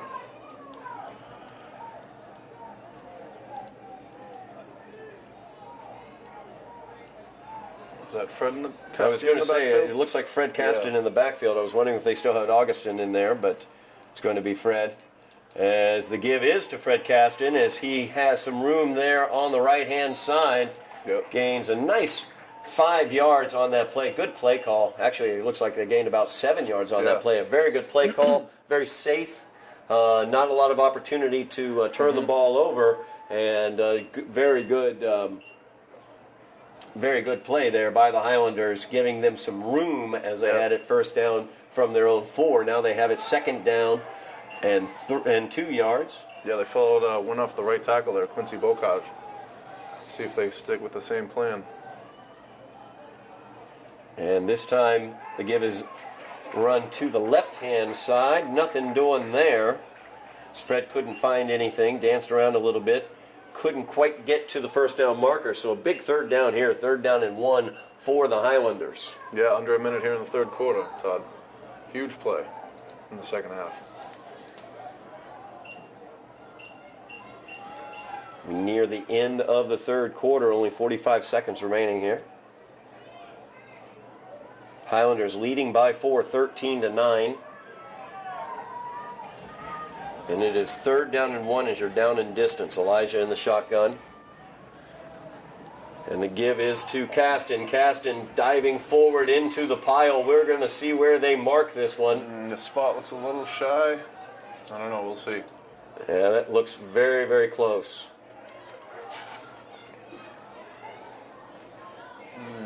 We'll see whether they want to bring the chains out on this one. Trying to eyeball it right now. He's going to call it 4th down. So a 4th down now for the Highlanders. 4th down in inches for the Highlanders. Offense is on the field. Yeah, see what Coach Mack wants to do here. Looks like they're going to go for it on 4th down in inches. Henry Augustin back in the offensive backfield, along with Fred Caston. Elijah Jeffries is your quarterback. Looks like there was offsides there. Jeffries going downfield. Looks like there could have been some pass interference as well as they tried to get that one out to Maillard Joseph. Like a push in the back slightly before the ball arrived. Easy for me to say up here. Yeah, no flag for that on the far side of the field. On the near side of the field, we definitely have a piece of laundry down. Yep, offsides. Yep, the Vikings were offsides on that play. That's just unexcusable for the Vikings. You can't jump offsides there. They're going for it on 4th within their own 15-yard line. Try to be aggressive, but you got to watch that ball. So 2 seconds left now in the 3rd quarter. Huge play. Yeah, very, very large play. Huge penalty there for the Highlanders, gets them the 1st down. As Jeffries will keep it around the right side. He's got some room over there. He's taken down after a gain of 6. So that's going to end the 3rd quarter of play. The Highlanders leading this one 13-9. They do have the ball. They will have it 2nd down and 4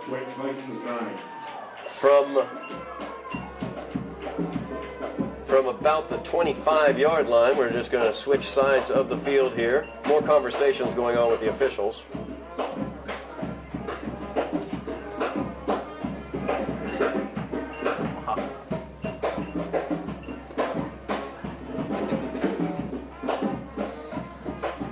So no score there throughout the entire 3rd quarter. This has been a defensive battle.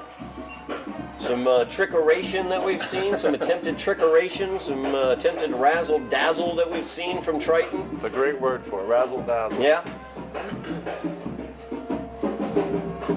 And basically, you know, in terms of the Highlander offense, they've just not seemed to get into a rhythm. You know, there was a time there in the 2nd quarter where they had some very nice offensive drives. They got the 13 points. They got some rhythm at that point in time. And they've just not been able to find that rhythm. In the 1st quarter, it didn't seem like they were able to get that. And here in the 3rd quarter, it seemed like they struggled to find the rhythm as well. Right. Hopefully, new quarter, change of field, things will begin looking up for this offense. Definitely the opportunity for it here. Leading by 4, 2nd down and 4. As Elijah on the jet sweep gets it to Gio. Gio dancing around, trying to find his way through. Couldn't quite I think they got him for a 1st down. Todd. May have gotten the 1st down. Gio is just so elusive. We're going to see where they eyeball this one. Looks like the mark is enough for a 1st down. I thought initially they did, but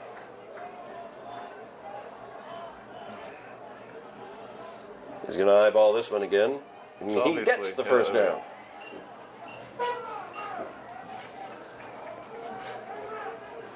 So the Highlanders get a big 1st down there. Just underway here in the 4th quarter of play. you got to wonder if the Highlanders' size and speed is going to wear down Triton over the course of this quarter here. They've been really hanging tough with them, being the undersized group. And the give. No, they pulled it right out as Jeffries has nowhere to go there. Knocked out of bounds, or run out of bounds, I should say, by Christian O'Brien for the 4-yard loss. So it's going to bring up a 2nd down and 14 for the Highlanders. Yeah, great play by O'Brien there. On 1st down, getting a loss of 3 or 4. A nice read by the Vikings. Elijah's been able to hurt them a lot with his feet. Caston's back out there at running back.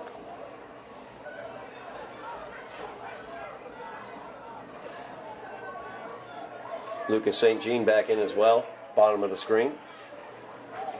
Gio Pierre, the man in motion. The pass goes out to Gio, looking for a little screen action there. Gio makes one man completely miss him.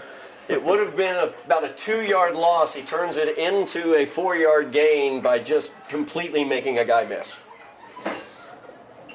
That old saying, I think Gio could make a guy miss in a phone booth. Yeah.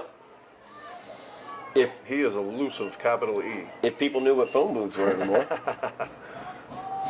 It's a small area, very small area. Small confined There area. it is, small confined area. For you kids at home. So a 3rd down and 10 now for the Highlanders.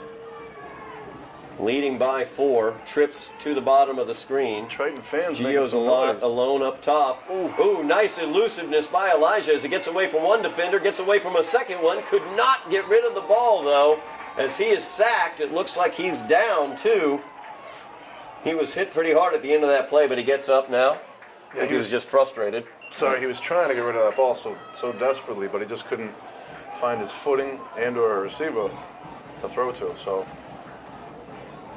The Viking that ball was hanging out there, too. It made me a little nervous. Yeah, it made me quite nervous, I got to admit. Viking defense standing firm there. So a 4th down and 14 for the Highlanders. Emerson Clem's in to punt this one away. Yeah, we need a big boot here. Everybody's up on the line for Triton. They've been getting a lot of penetration, and they penetrated once again as they were able to get a hand in the face of Clem's. He had to adjust that punt a little bit and kick it higher than he thought, but there is some laundry on the field. Yes, sir.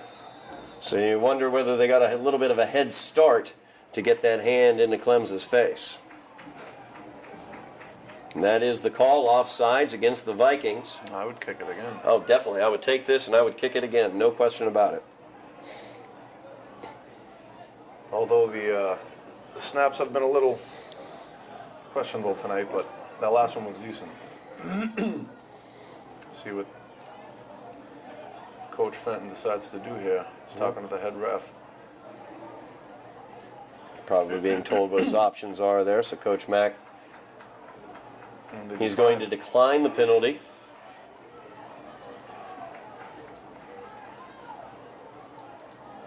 So it will be the Vikings ball.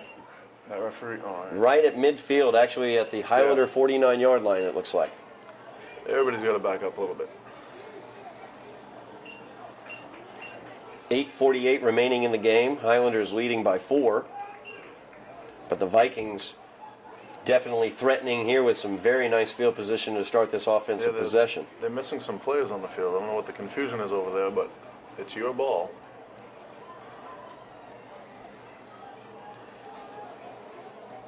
Winner of this game will go on to face the winner of tomorrow's contest between Swampscott and Watertown. And that game that will take place either next Friday or next Saturday.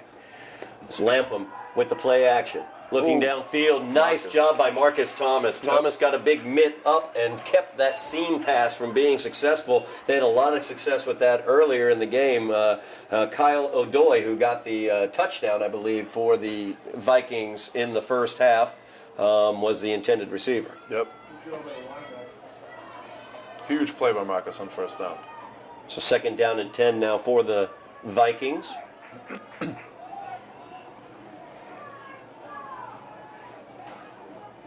Lampin rolls out to the near side, looking downfield. That pass is up. It is incomplete. Opportunity there for Pedro Montero. Yeah, a little too high for him, but definitely was in his area. Good coverage on the play as well. Forced that high throw. Real important down here for Triton. Sorry, Todd. No problem. To get some yards here. Yeah, 3rd down and 10. Big time here for the Vikings. And then once again, we'll go with that offset formation. Everybody at the far side of the field now in terms of the receivers. Yeah, they like to come back this way. Yep. Or the bottom of your screen, excuse me. Pistol. Lapham rolling out to the far side this time, the strong side. Oh, don't looking hit him. downfield, throws it up into Oh. the air, and that is incomplete as Lucas St. Jean had a great opportunity at it. It would have functioned basically as a punt, but it went right through his hands. I think he heard the offensive receiver who was about ready to tackle him coming towards him. He might have felt that coming towards him. Yeah, Triton's on the far side of the field. I understand the quarterback's a righty, but really didn't have any space to find anybody over there. Well, let's see if they stick in this formation. Or confuse us once again. And the referees. It is the punt formation, exactly. And hey, a traditional punt. There you go. That is a good punt as well. Hold the It backs ball, hold the Gio ball. up. Gee. Gio bobbles it, gets it back. Now he uses his speed. He's trying to heads come up. to the near side. There's a block in the back. Sprung him around the corner, but it is an illegal block in the back. Can see that coming, Todd. Yeah, Kelly Alphonse commits that penalty. I think everybody's well aware of that one. Now, there is a second flag down on the field. I don't know whether that is for the same penalty or not. There's one flag near the 20, and that's Kelly Alphonse and the block in the back. Right. There's another flag back near where Gio fielded that punt at the 10, and we'll see what that is. Well, so far you had one block in the back. We got the one block in the back, What's this guy? and we got Well, started to he make the wants signal. The full camera. Another block in Okay, the back. so we have two blocks in the back. They will Three blocks in the decline the first one. They will decline the second one that was the obvious one Right. committed by Kelly. They will take the first one. Which pushes Somerville further back. as well. Absolutely. So this is big here for Somerville to get some, get away from their end zone. Yeah, get away from the end zone, get some time off the clock as well. I mean, the Highlanders getting the ball, horrible field position inside their own 10-yard line, starting at their own 6. 8:16 remains in the game. The Highlanders do lead by 4. Highlanders need a football, looks like. I think that's the holdup. Did they get one? Yep, we got a All right. football out there now. So the Highlanders pinned way back. They do have the 4-point lead, but they'd like to take some time off the clock. And the give is Oh, right there you up go. the middle and some space as Fred Caston breaks it back to the outside. He's got some blockers in front of him. Down the sideline he goes. He's out of bounds at the 45-yard line, and that is the space the Highlanders needed. Definitely, Todd. Completely demoralizing for the Tritons there. Had them backed up all the way into their end zone. And it's just a huge gain, great run, great blocking by the offensive line. Big 39-yard gain there by Fred Caston. Great blocking, as you said, Ian. That just opened up for Fred. He was able to read it downfield, break it to the outside, get those extra yards as well. So a tremendous first down play there by the Highlanders. Gets them out of that deep hole. They have it at their own 45 now. Elijah back to pass, looking downfield. He's dancing around. Oh, He's going to no. throw it up, looking for Gio. Okay. Gio's defended out there, and he makes the catch. Now he's got 3 guys to beat. Oh, He my beats God. 1. Are He you beats 2. kidding And me? he Oh, beats my God. 3 guys for the end zone, and the Highlander touchdown. Gio Pierre. He is unbelievable. Oh my goodness gracious, Gio Pierre is absolutely unbelievable. 3 Vikings between himself and the end zone from the 10-yard line, and they didn't have a prayer. Wow. I knew he was going to catch it. I wasn't worried about that. The scoring, that was a little more difficult. Unbelievable athlete. I'll So- take full credit for that too, Todd. Yes, well, I Again, mean, you did. again. You educated him in his kindergarten years. Right. You got to get him young. You got to teach him young, as the kick by Clems is good. So an excellent job by you, Ian. Thank you. So, So the Gio's Highlanders just a- leading now. That was one of the more phenomenal athletic plays I've seen live. Wow. 20-13 now is, or 20-9, I should say, is the Highlander lead after that play by Gio Pierre. Elijah Jeffries did a good job staying away from the pass pressure he was receiving. Bought himself a little bit of time, stepping around, and just threw that ball downfield. Knew he had Yeah. single coverage, and Gio got the ball. Yep. And like I said, he had the ball at the 10-yard line. And there were 3 Vikings between he and the goal line. They didn't have a prayer. No, and for the first time tonight, I think Gio's possibly going to take a seat and take a rest. So a 55-yard touchdown pass Yep. from Elijah Jeffries to Gio Pierre. That makes the score 20-9. Big 11-point Highlander lead now with 7:50 remaining on the clock. So Clem's now, Great kick. line drive kick. There you go. Goes right through the hands Oh. of the return man, and he's going to try to run that out. Oh. Oh my goodness gracious. Wow. He's down at the 1-yard line. Yep. Oh my goodness, why did he try to bring that ball out? He could have dropped down to a knee. They would have gotten it out at the 20-yard line. Instead, he tried to run it out of the end zone. I believe that was number 12 trying to do that. Yeah, just trying to do a little too much there. Way too much as he's taken down at the 1-yard line. I think it's Jack Tomino. Well, they got a long way to go here, Todd. Very long way to go for the Vikings. They have it. They're going to get. They gave it to him out to the 2-yard line. They're very nice. So first down and 10 for the Vikings from the 2. Back to pass, looking up the middle. He had a man open up the seam. That Yes, was he did. dangerous. Wow. Christian O'Brien, once again, the running back coming out of the backfield. They got a big first down on a 4th down play in the first half on that exact same play Yep. on one of their scoring drives. You got the Highlander faithful making some noise here. No doubt about it. Gio woke everybody up with that touchdown. The Highlander fans have been awakened. 7:37 remaining here in the game. The Highlanders leading by 11, 20-9. As Lapham Pass. back to pass, deep in his own end zone, moves to the side, throws boy. downfield, has a man open, Wow. and wow, Lucas St. Jean closed on that ball extremely well as Dylan Levitt was open downfield, had some steps on Gio Pierre, of all people, and that was Lucas St. Jean coming in and knocking that ball down with a shoulder pad, actually. Yeah. Lapham has a really strong arm. Wow. I believe he's only about 5'11", but he just threw that ball 45 yards. Easily.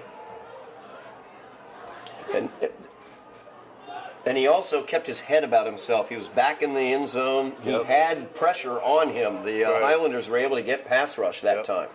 So 3rd down and 10 now, deep in their own territory. Here comes the pass rush. Lapham up the middle. He's going to go for more than the first down as he gets across the 20 to the 22-yard line. Nice job by Lapham. As his pocket broke down, he was able to squirt out the front of it and get the first down for the Vikings.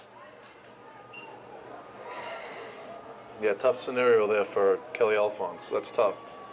The man has a running start at you. Tough to wrap him up. Just over 7 minutes remaining in the game. Oh, As Lapham, drop a low snap, Lapham left it sitting there. He did pick it back up, leans forward, gains about a yard on the play. But that's going to bring up a 2nd down and 9 for the Vikings. Stoppage of play on the field. Good timeout. Timeout for the Highlanders, it looks like. Coach Ladonna screaming for water. Somerville.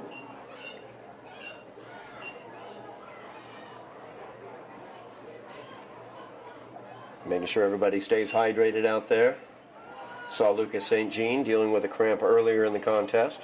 It's gotten really cool over the course of the night. But the fans are sticking it out.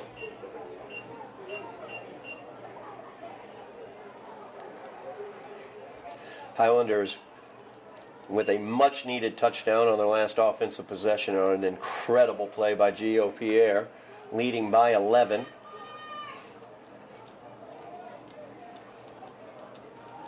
See what kind of creative offensive schemes we can see coming out of the Vikings. We've seen quite a bit of creativity from them tonight.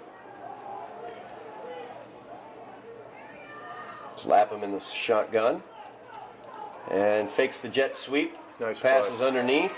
Well defended. Excellent job by the Highlanders as Henry Augustin was right in the face of Lapham, and then Marcus Thomas was right there to stop the pass. Pedro Montero as well was sitting in his zone. Just sticking to his assignment, doing what he's supposed to do. So 3rd down and 9 for the Vikings.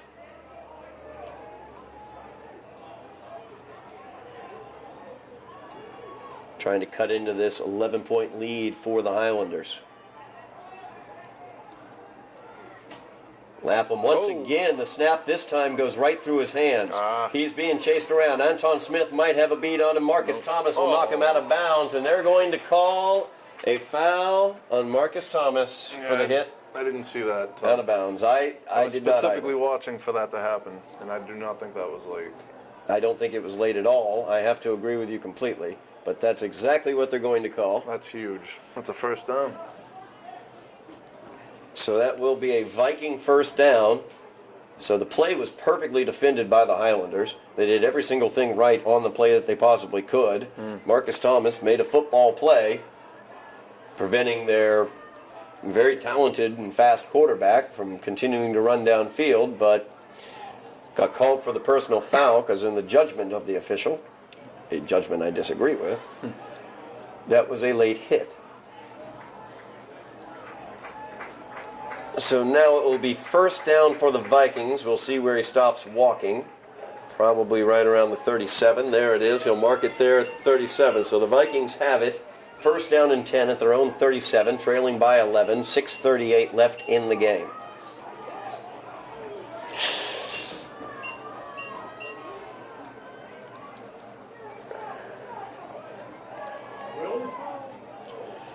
So Lapham back to pass. Pressure being put on by Augustin. The screen pass is complete. Flag is now thrown. Number 12, a receiver for Triton, was blocking way before the pass was ever thrown. I do not think that's what the flag was for, though. No, I don't think that's what the flag was for He either. I'm literally not was totally blocking. sure what it was. The whole entire play, he was blocking. Pass was complete to Christian O'Brien. Yeah. And there's It's against Triton. I missed yeah, it's the against call. Triton. I did miss the call myself.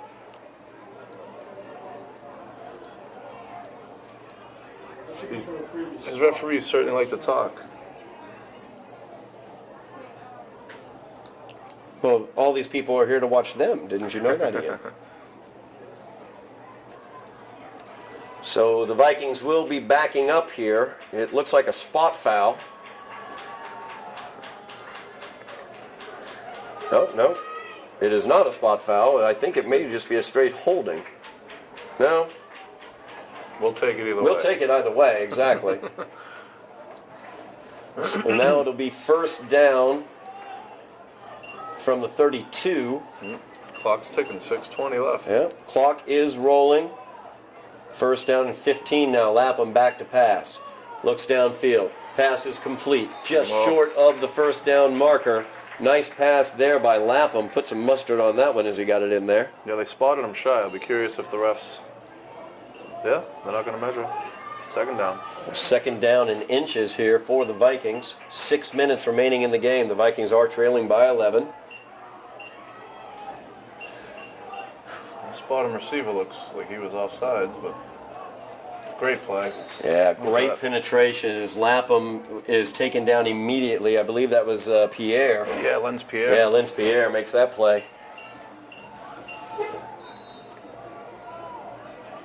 So, big third down here all of a sudden. Didn't pull out the chains or anything on the second and inches, and now it's a 3rd and 1.5. Lapham in the shotgun. He looks to pass, goes out to the right. Pass is complete. That was an excellent pass. He threw it where only his player could get it. As I believe that was number 9, Jared Durkin, with the reception. 5 minutes, 15 seconds remaining in the game. I was going to say, Todd, they're making progress, but the clock continues to roll. Yep. Vikings just across midfield started this drive at their own 2-yard line. Lapham back to pass, looking downfield. He'll tuck it, looking to run now, trying to get to the corner. Marcus Thomas is blocked away there, but he's taken out of bounds by Pedro Montero. Marcus got hit right in the sternum there. Yeah, Marcus got hit very, very hard on that one. Ouch. I see the cold anyway. I'm trying to find it from up here, but So just under 5 minutes left in the game. Marcus Thomas over on the sideline being checked out. Hopefully he just got the wind knocked out of him, but that was a vicious shot right to the middle of his chest. Yeah, that was a heck of a shot.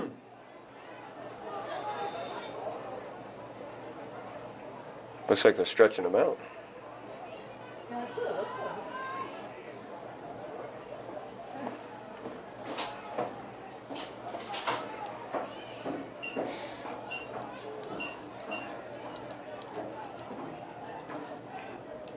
Highlander athletic trainers working with Marcus down there on the ground. Yeah, I don't think they can resume play until he's further away from the. Oh, he's up. There he is. He's up. There you go, Marcus.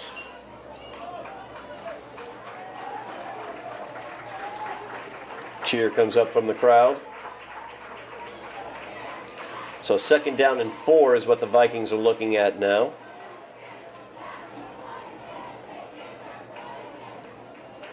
And the clock just is not their friend at this point in time. Under 5 minutes remaining in the game, trailing by 11. They began this drive at their own 2-yard line. As Lapham back to pass, now looking downfield. Touch pass up the middle.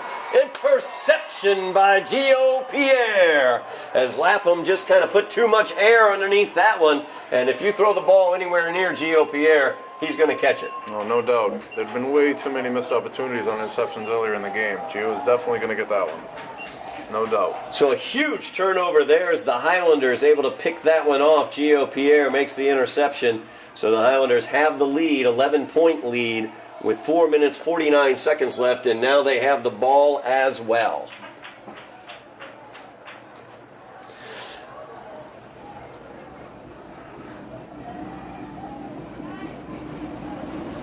I think we're going to get a heavy dose of Fred Caston here. Yeah. Still time on the clock if Triton gets the ball to make something happen. Well, this would be a good play to maybe take a shot downfield for the Highlanders, to be honest with you. And they do pass the ball. Lucas St. Jean makes the reception, cuts it to the inside, makes 2 men miss. He spins away from another man. And he's finally taken to the ground after a 1st down gain to the 37-yard line. Nice play there by the Highlanders. Yep, great play. Great run by Lucas. Would have loved to have seen his other hand cradle the ball, though. When all those white shirts came around, but hey. He's successful nonetheless. Just under 4.5 minutes left in the game now. Elijah calling out the signals. Slowing things down a little bit. Taking their time a little bit. Yeah. Very smart. So the give is to Fred Caston. Caston has a hole. Gets about 5 yards on the play.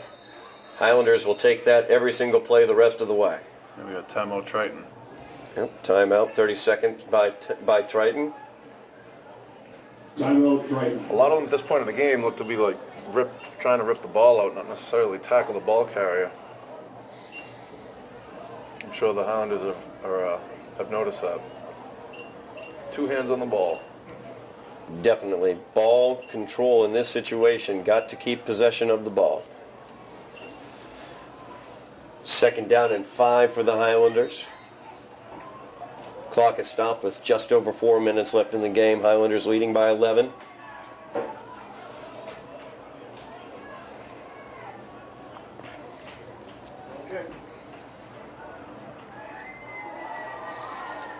Man in motion is Gio Pierre. They fake it to him, give it to Caston. Caston hit after a gain of about 3 yards there, so it brings up a 3rd down and a long 2 for the Highlanders. Huge play for Triton. Yeah, if the Vikings want to have a shot at this game, they're going to have to do something here as Fred Caston comes out of this game. Left arm kind of hanging down, maybe stung a little bit on that play. Anton back in at fullback. And Augustin into the game.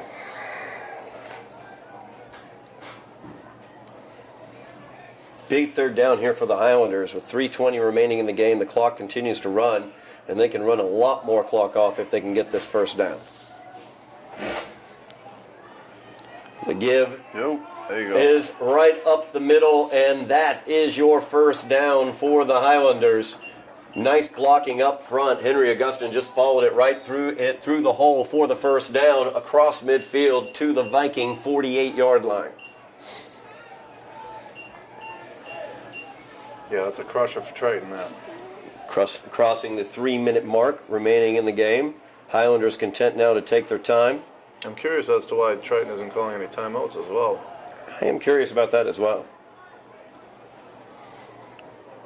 Receiver stacked at the top of the screen. St. Jean. Elijah taking as much time as possible. Oh, what do we got? And they're going to Too call much the time. delay of game. In a high school game, you don't have the play clock anywhere to see. So hopefully the referee gives you a warning when it's getting close. But we're not on the field, so we don't know what's going on. First down and 15 now for the Highlanders. 2:33 left in the game.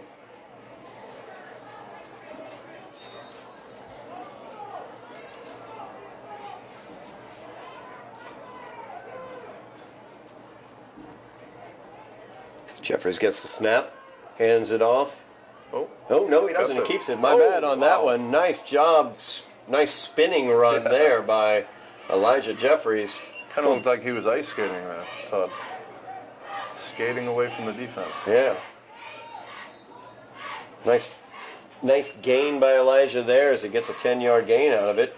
10 plus. So it brings up second down and a short 5. We're near the 2-minute mark remaining in the game. The Vikings not using timeouts. No. Very, very surprised. And the give this time to Augustin right up the middle. Gains 3 yards on it, brings up third down and 2. And there's going to be a timeout by the Vikings with 1:46 remaining in the game. So once again, another big third down here for the Highlanders as they try to run the clock out, leading by 11 in this quarterfinal MIAA North Division 5 playoff. As you see the crowd there, big, huge crowd tonight for senior night, honoring the cheerleaders, the band, and the football team. Great to see, Todd. A little classic rock breaking out, na na na na, hey hey hey goodbye, by Steam. And those are the cool kids standing in the back. Absolutely.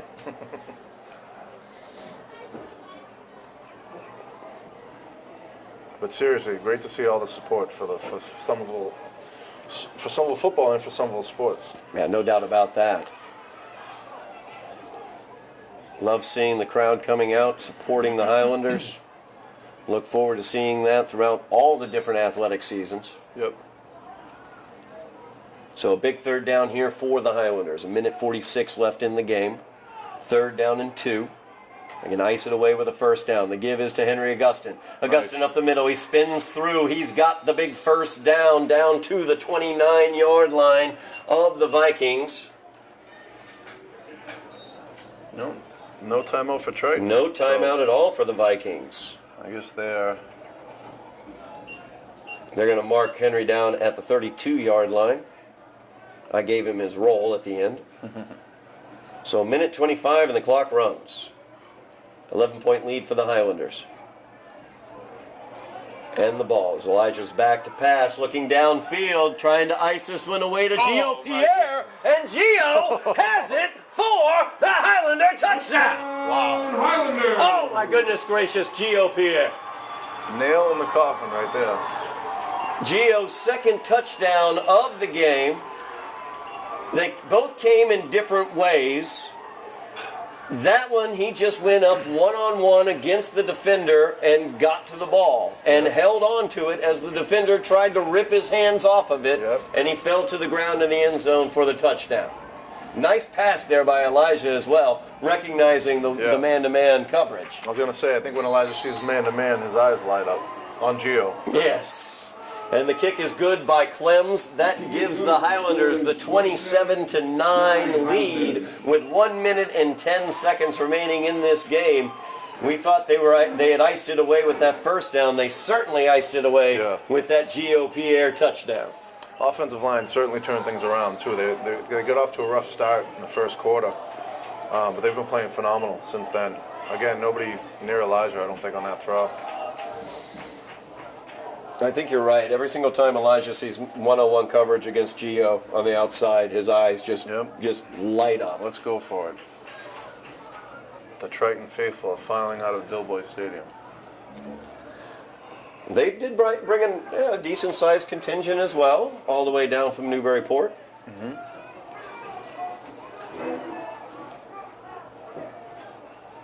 So Clems will kick this one away. Highlanders leading 27-9.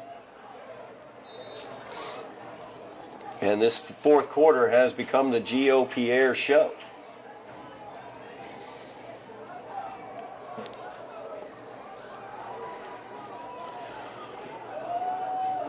High kick by Clems goes out of bounds.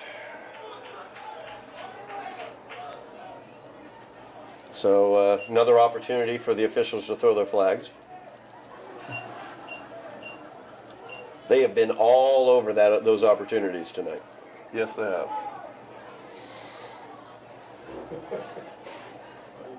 Can't argue with the results.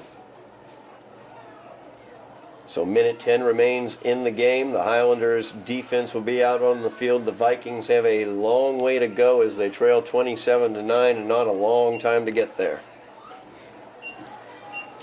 They will have the ball at their own 30. See if they keep their starters out. Yeah, looks like their starters are out there. They have trip receivers to the bottom of the screen, a single receiver at the top of the screen. Lapham in the pistol.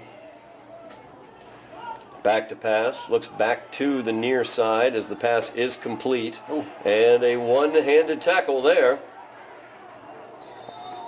The long arm of the law there, Lenz Pierre. Right Yeah, into Lenz the Pierre. ground. Lenz has had a good game He today. has, yeah. So 2nd down and 6 now. Under a minute remaining. It's timeout on the field.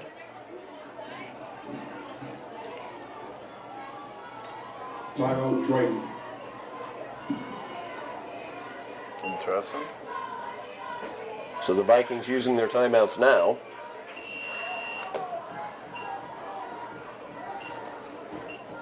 Trailing 27-9.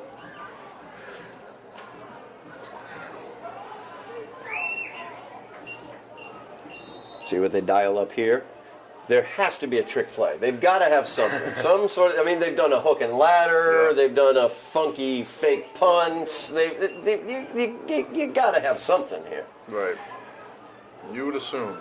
Go watch the halfback option or something. Lapham back to pass, looking downfield, and he is run over by the Highlander defense. There's Lenz Pierre, there's Quincy Bocage, and there's Lapham on the ground. I think Quincy and Len said, let's have a party at the quarterback. I'll meet you there. I'll meet you there. And now clock just running off, 35 seconds remaining in the game. Highlanders getting their fans fired up for the end of this one. Oh, yeah. As it looks like the Highlanders will be moving forward in the Division 5 North playoffs. Corners are way off the receivers here. One time enough for one more play here. I bet we'll see Lapham's arm as Lapham moves forward in the pocket. Instead, he's going to have to run it. He runs it out of bounds with 5 seconds left, so they will get one more play off. It will be a 4th down play because he did not make it to the 1st down marker. So it'll be 4th down and 4. Time enough for one more play as there's 5 seconds left on the clock.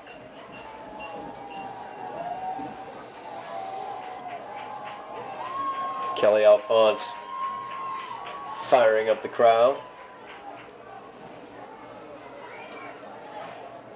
Hopefully get a nice clean play here. No injuries. It's Lapham back to pass. Quick slant is incomplete. That leaves 1 second on the clock. It does tick down, and that will do it as the Highlanders come away with the 27-9 victory in the first round, the quarterfinals of the Division 5 North, or Division 5 North playoffs. I got to remember all the different things that it is, but a big quarterfinal victory here for the Highlanders as they will match up next week against the winner of Swampscott and Watertown. Those two teams play tomorrow afternoon.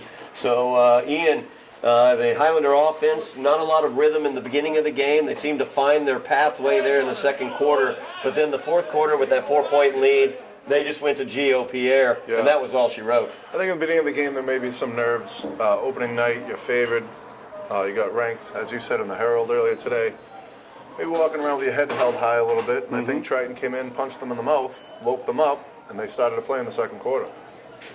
I think you may be right about that. No question that in the fourth quarter, you go to Gio Pierre and you get points. Gio Pierre just electrifying on a 55-yard touchdown reception that made this into a big Highlander victory. So the Highlanders come away with the win here in the quarterfinals of the playoffs. They will go on to the next round to face either Swampscott or Watertown. And that'll do it for us tonight here at Dilboy Stadium. On behalf of Ian Comack, I'm Todd Harmon. You have been watching MIAA Division 5 North playoff action on Somerville Educational Channel 15.